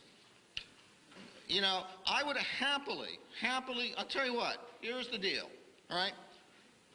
I'll give him an axe and a shovel, and I'll take him up to a place where there's fossil beds of trilobites dating back, well, say 500 million years ago, all right? If he can find a single more advanced form of life in that fossil bed, a bony fish, a clam, I mean, I'm not asking for anything very fancy. Plain old clam will do it. Any old fish. If he could find in that fossil bed, clearly marine aquatic deposit, I mean, you can't argue these guys are not aquatic creatures. If he could find a single, just one, embedded in that rock, hey, I'll abandon evolution. Right on the spot. Okay? And you know what? Go for it. Do it. But no, they don't. Creationists don't have that kind of evidence. They never will because they're wrong. That's all. All right. Well, I think you need to be reading some of the same scientific literature because these type of things have been found frequently, and I can get into that in a minute. But Darwin said, if my theory be true, then numberless intermediate varieties must have existed.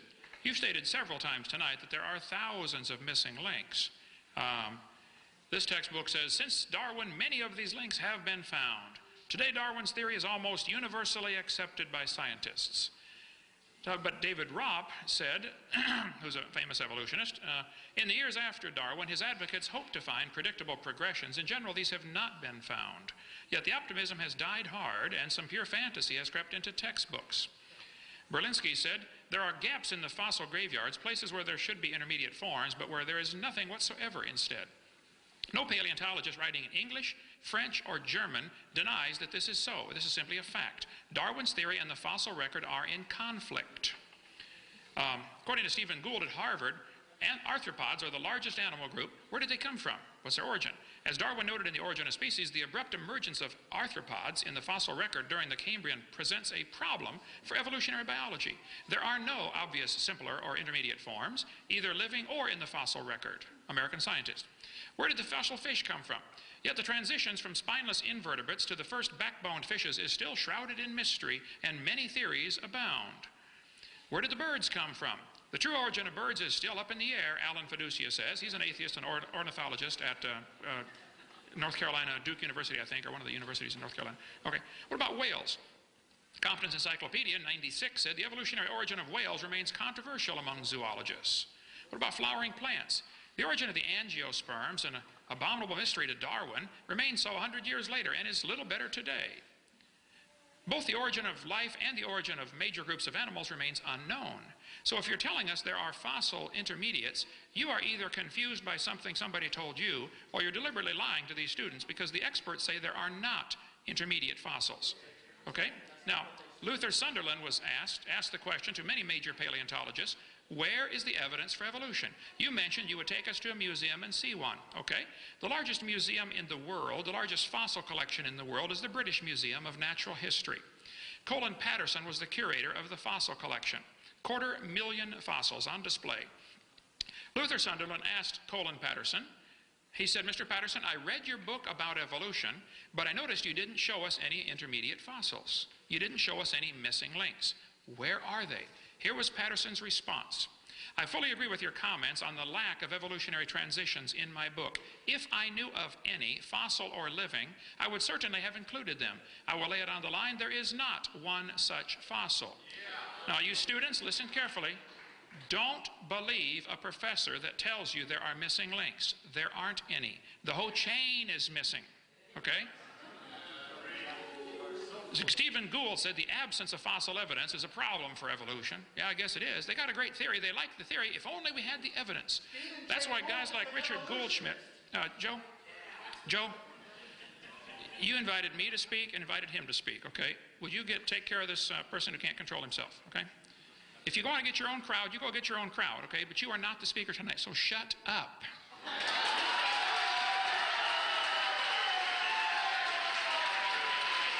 Now,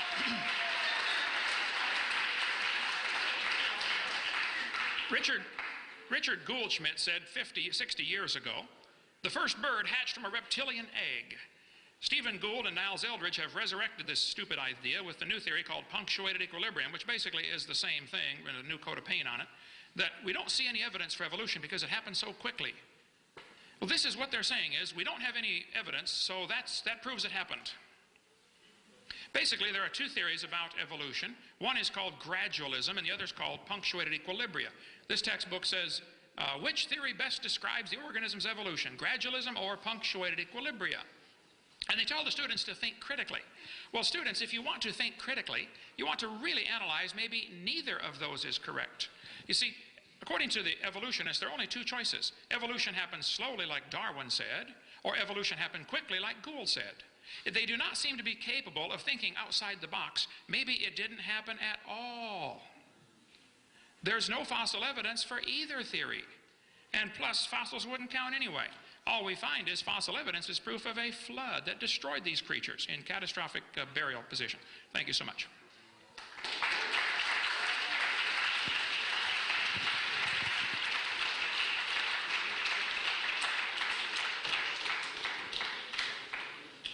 This says, what do you have to prove the flood as a scientific fact, and where could all of that water come from? Okay. Where did the water come from, and what evidence is there? What's the first part of the question again? Well, how could you prove the flood as a scientific fact? I don't know that I could prove the flood's a scientific fact, but I didn't get into the, finish up the coal part here.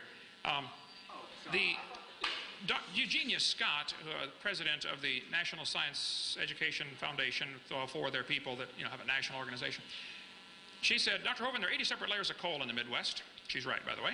She says if you take a look at the amount of coal in the world, the entire biomass of the world today could not possibly be converted to that much fossil fuel. She's right again.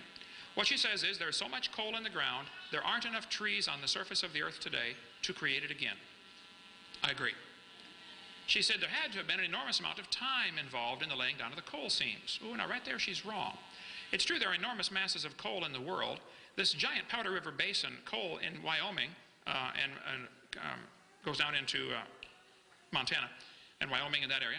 There are hundreds of dinosaur footprints found in coal mines, for instance, in the ceilings of these coal mines. Pretty strange. Also, human artifacts are occasionally found in coal. For instance, not in this coal mine, but in a mine in West Virginia, Mr. Newton Anderson broke open a lump of coal and found this gold bell inside, completely encased in coal. Now, from a creationist perspective, this is not a problem. Humans were around before coal formed. The students are taught in school that the coal formed 250 million years ago in the Carboniferous era, which is pure imagination. The fact of the matter is when you find human artifacts found in places where they're not supposed to be, like the Coso artifact, or the gold chain found by the lady in the lump of coal in 1891, or the carved stone found in a lump of coal in the Webster mine in Iowa from the Daily News of Omaha, Nebraska, or this iron pot found inside a lump of coal in Thomas, Oklahoma. When you find human artifacts in coal, you ought to make you question that maybe what you're being taught is not correct. The sole of a shoe from Nevada was found. 1922, the American Weekly magazine said the stitching with pattern was clearly visible, including the twist of the thread. And the rock was 213 to 248 million years old. This is a clear case where somebody's preconceived acceptance of an evolutionary theory is an obvious hindrance to any intelligent research. When you find a sole of a shoe in a lump of coal, you ought to conclude humans were there at the time the coal was formed. To me, that doesn't take any brains to figure that out. But as far as not finding, we're going to run out of time here. Fossils, the second part of the question I missed. I forgot it already. What was it? Where'd the water come from? I think there are three sources for the water in the time of the flood of the days of Noah. The Bible says the earth was founded upon the seas. It was actually, there was more water in or under the crust of the earth. Today, the Japanese scientists a few weeks ago just published in a magazine that there's probably more water in the deep crust of the earth now than there is on the surface right now. More water in the earth than on the earth, in all the oceans together. That would take me a minute to get to that, but the three sources for the water, I would say, according to Scripture, would be there was water above the atmosphere, according to Genesis 1:29. I can find that one real quick. And then there was water under the crust of the earth, again, according to Psalm 133 and Psalm 136, and I'll show you here. Let's see. Water under the crust of the earth. There we go. Psalm 24 says, the earth is the Lord's. He founded it upon the seas and established it upon the floods. Psalm 36 says he stretched out the earth above the waters. I think the original creation had a layer of water overhead to protect them, which is the only way you can possibly explain the existence of giant fossils that are found, giant fossil cockroaches that are 18 inches long that simply can't survive today. Giant fossil insects of all kinds are found. Giant fossil reptiles called dinosaurs are found. And giant humans. These things would thrive in the pre-flood conditions when there was water above the atmosphere. This water all came down at the time of the flood in the days of Noah, and the water underneath came to the surface when the fountains of the deep broke open. So all of the water for the flood came from up above or down inside, and it's still here. People say, where did the water for the flood go? Well, it's still here. The oceans are gigantic. I flew over to Pacific, and I told one of the guys in my office, I said, man, the Pacific Ocean is huge. He said, oh, that's just the top of it. That's a powerful thought. There's enough water in the oceans right now to cover this entire planet nearly 2 miles deep.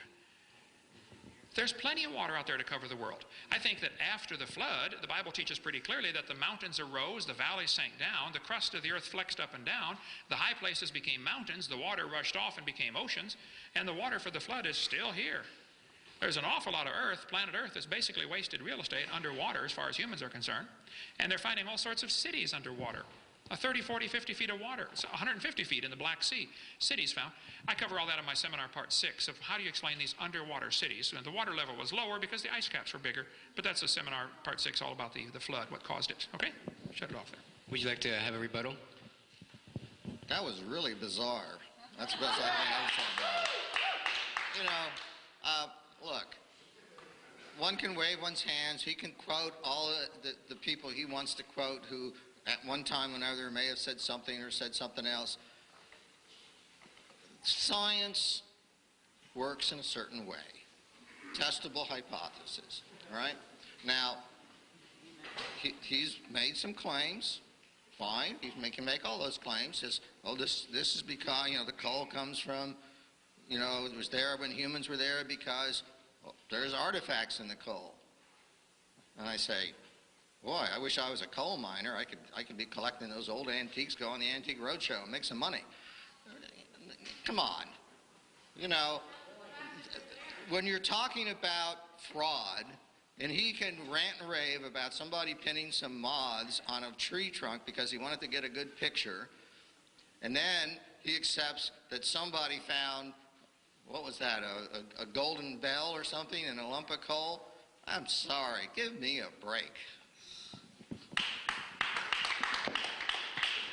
Okay.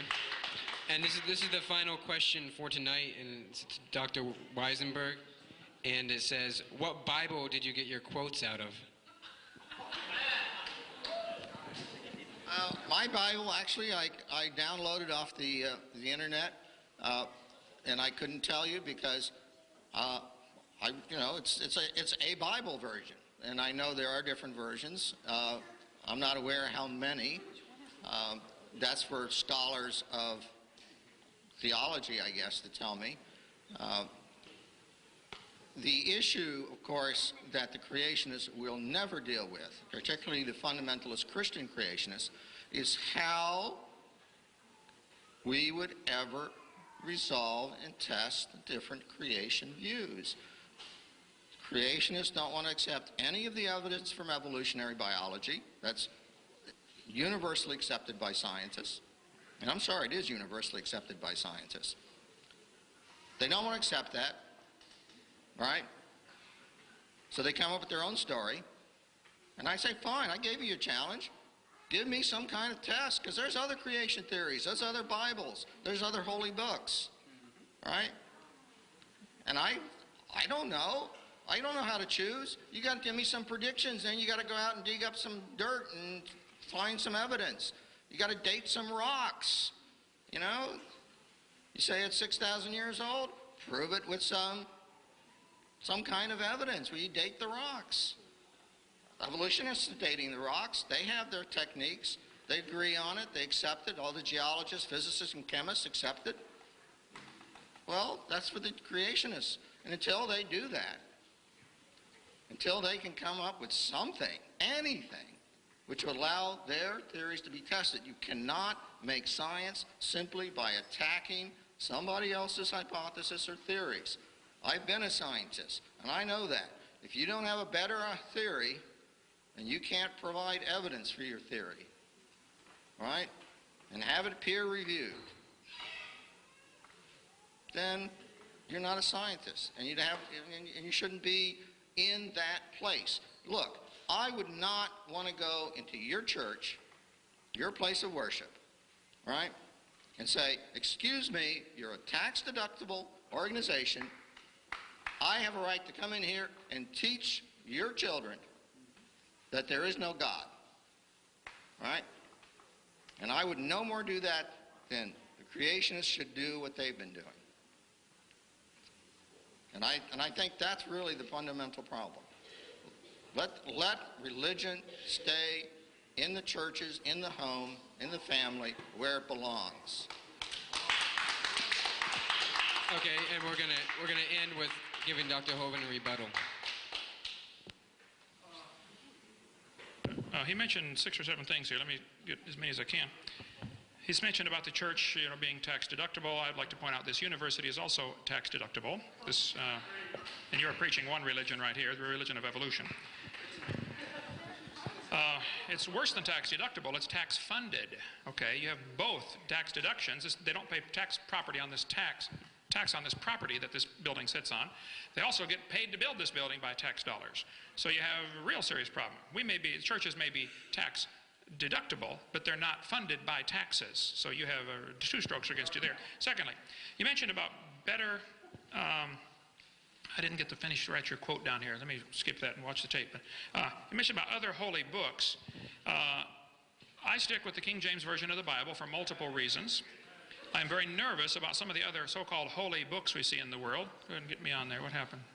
Hit it again, would you? For instance, in the Quran, it says, Allah told Muhammad that those who opposed his message should be killed, or they should be nailed to a tree, or their hands and legs should be cut off. In Surah 47, he says, when you meet those who disbelieve, smite at their necks till when you have killed and wounded many of them.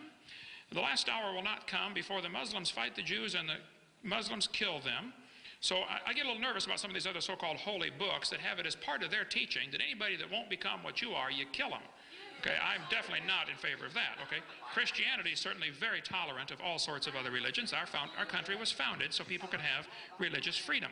Secondly, you said creationists do not want to accept evidence that is universally accepted. I have asked repeatedly, what evidence do we have for evolution? I think I pointed out tonight in my first session that all of the so-called evidence that is used to support the theory has been proven wrong. I'm just asking that the lies be taken out of the textbooks. If you have some real evidence and you're saying that it exists and museums are full of it, you're mistaken.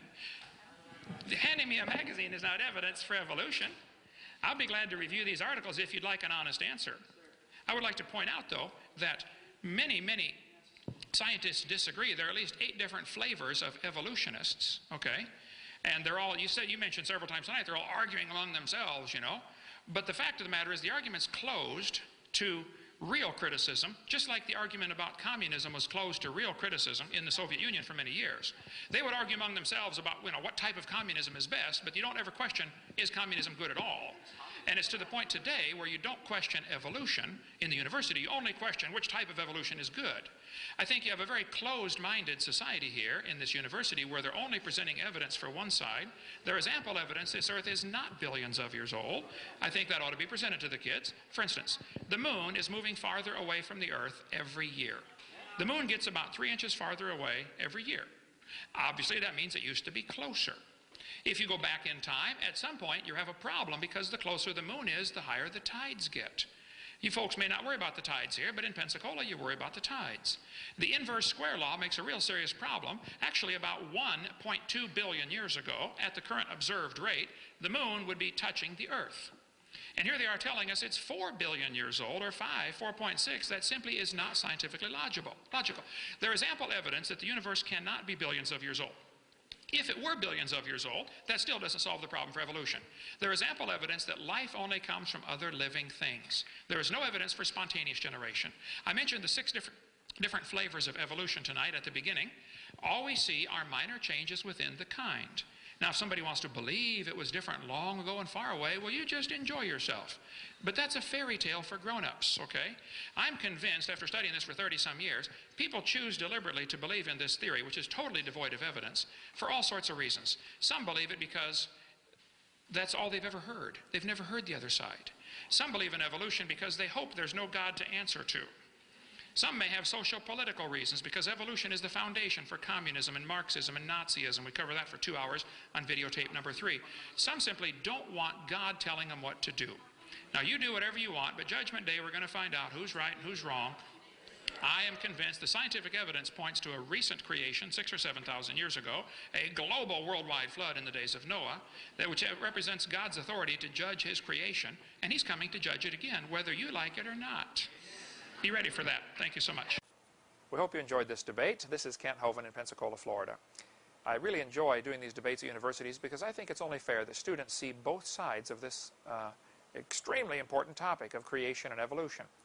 All they're getting is one view. They're being brainwashed. They're being indoctrinated, not educated. If you're a student and watching this tape and you'd like to set up a debate, I'd be honored to come debate at your university. I'll take on any professor anywhere. If you can call my office and set up a time, we'd be glad to do that. Or I'll be glad to do a telephone interview with your class. If you can set up a system where I can answer questions with an entire class by phone, you can call. We'll do that through my cell phone or whatever. I'll do it anytime. I want to be helpful to students that are being indoctrinated in this one view. If you're a professor and you're watching this tape, I'd be honored to come speak to your class. I don't charge anything for my seminars. I'd be glad to come if I'm in your area. I'll take any questions any students have. I think it's really a wise thing to do to educate students, to get them to see both sides. None of our material is copyrighted.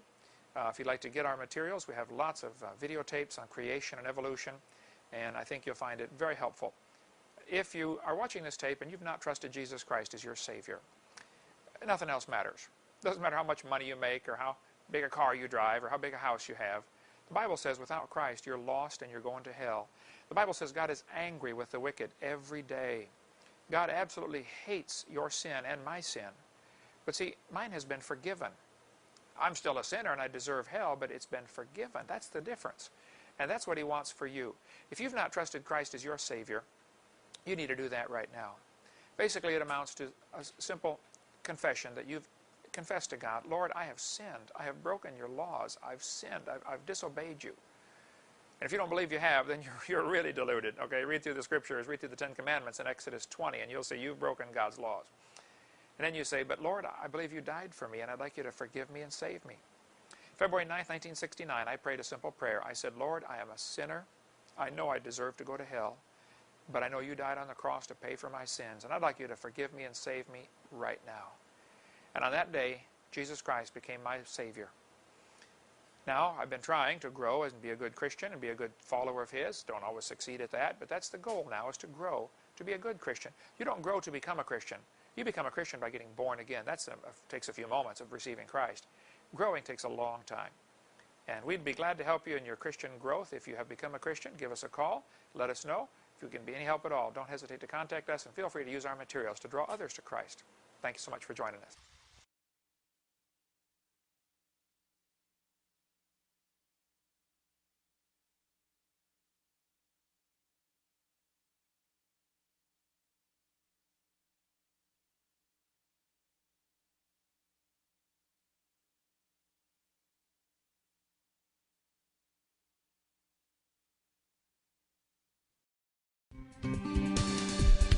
Do you want to know more about how to combat the godless theory of evolution? Creation Science Evangelism offers 4 great tools that help strengthen the faith of believers and win the lost to Christ. After 15 years of teaching high school science, Dr. Hovind began Creation Science Evangelism in 1989.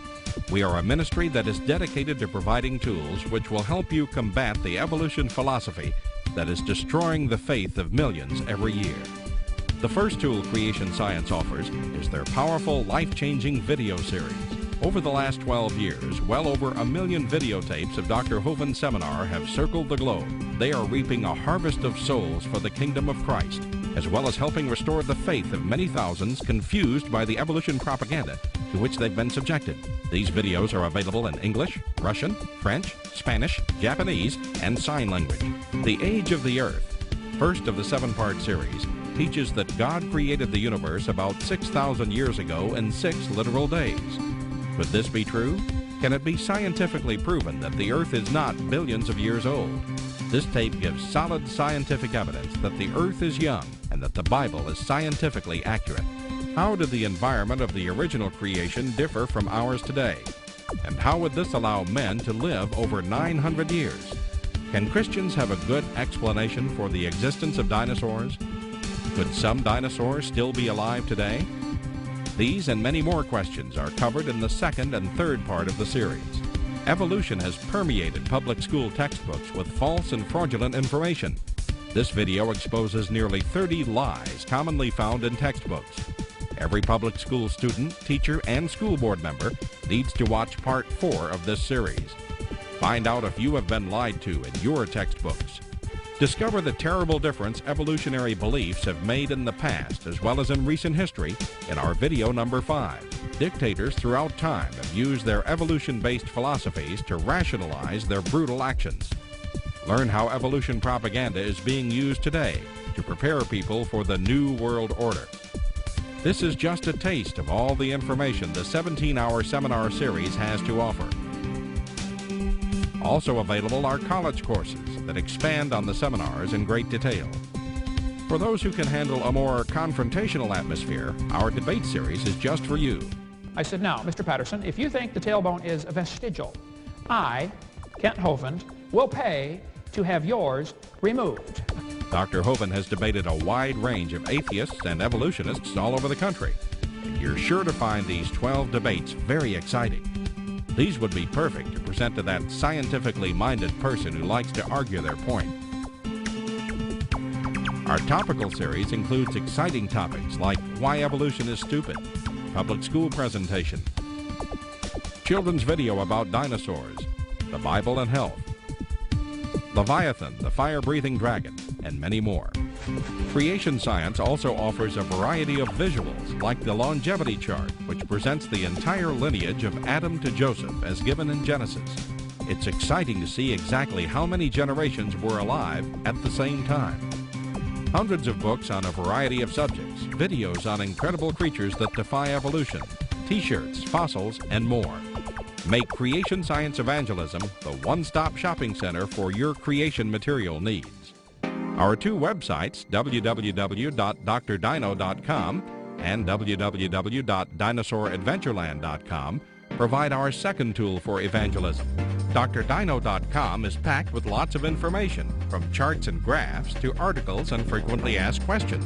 This is also where you will find more information on all of the products CSE has to offer. Dinosauradventureland.com is great for the kids. They can play lots of fun games and see unusual rides and activities located at Dinosaur Adventureland in Pensacola, Florida. Thousands visit our sites regularly to gain insight into God's creation. The third tool available to you is the live seminars conducted by Dr. Hovind and his son Eric. Since 1989, Dr. Hovind has held seminars and debates in hundreds of churches, schools, and universities in 49 states and 30 foreign countries. His fast-paced, illustrated seminars cover diverse topics such as evidence for a young Earth, how long Adam lived, dinosaurs living with man, where races came from, radiometric dating, and much more. Our fourth tool is the new, exciting Dinosaur Adventureland. Many thousands have come from all across America to visit our museum, creation bookstore, science center, and theme park, where God gets the glory for science. Our unusual swings, rides, and activities each have a science lesson as well as a spiritual lesson. Captivate everyone from age 4 to 94.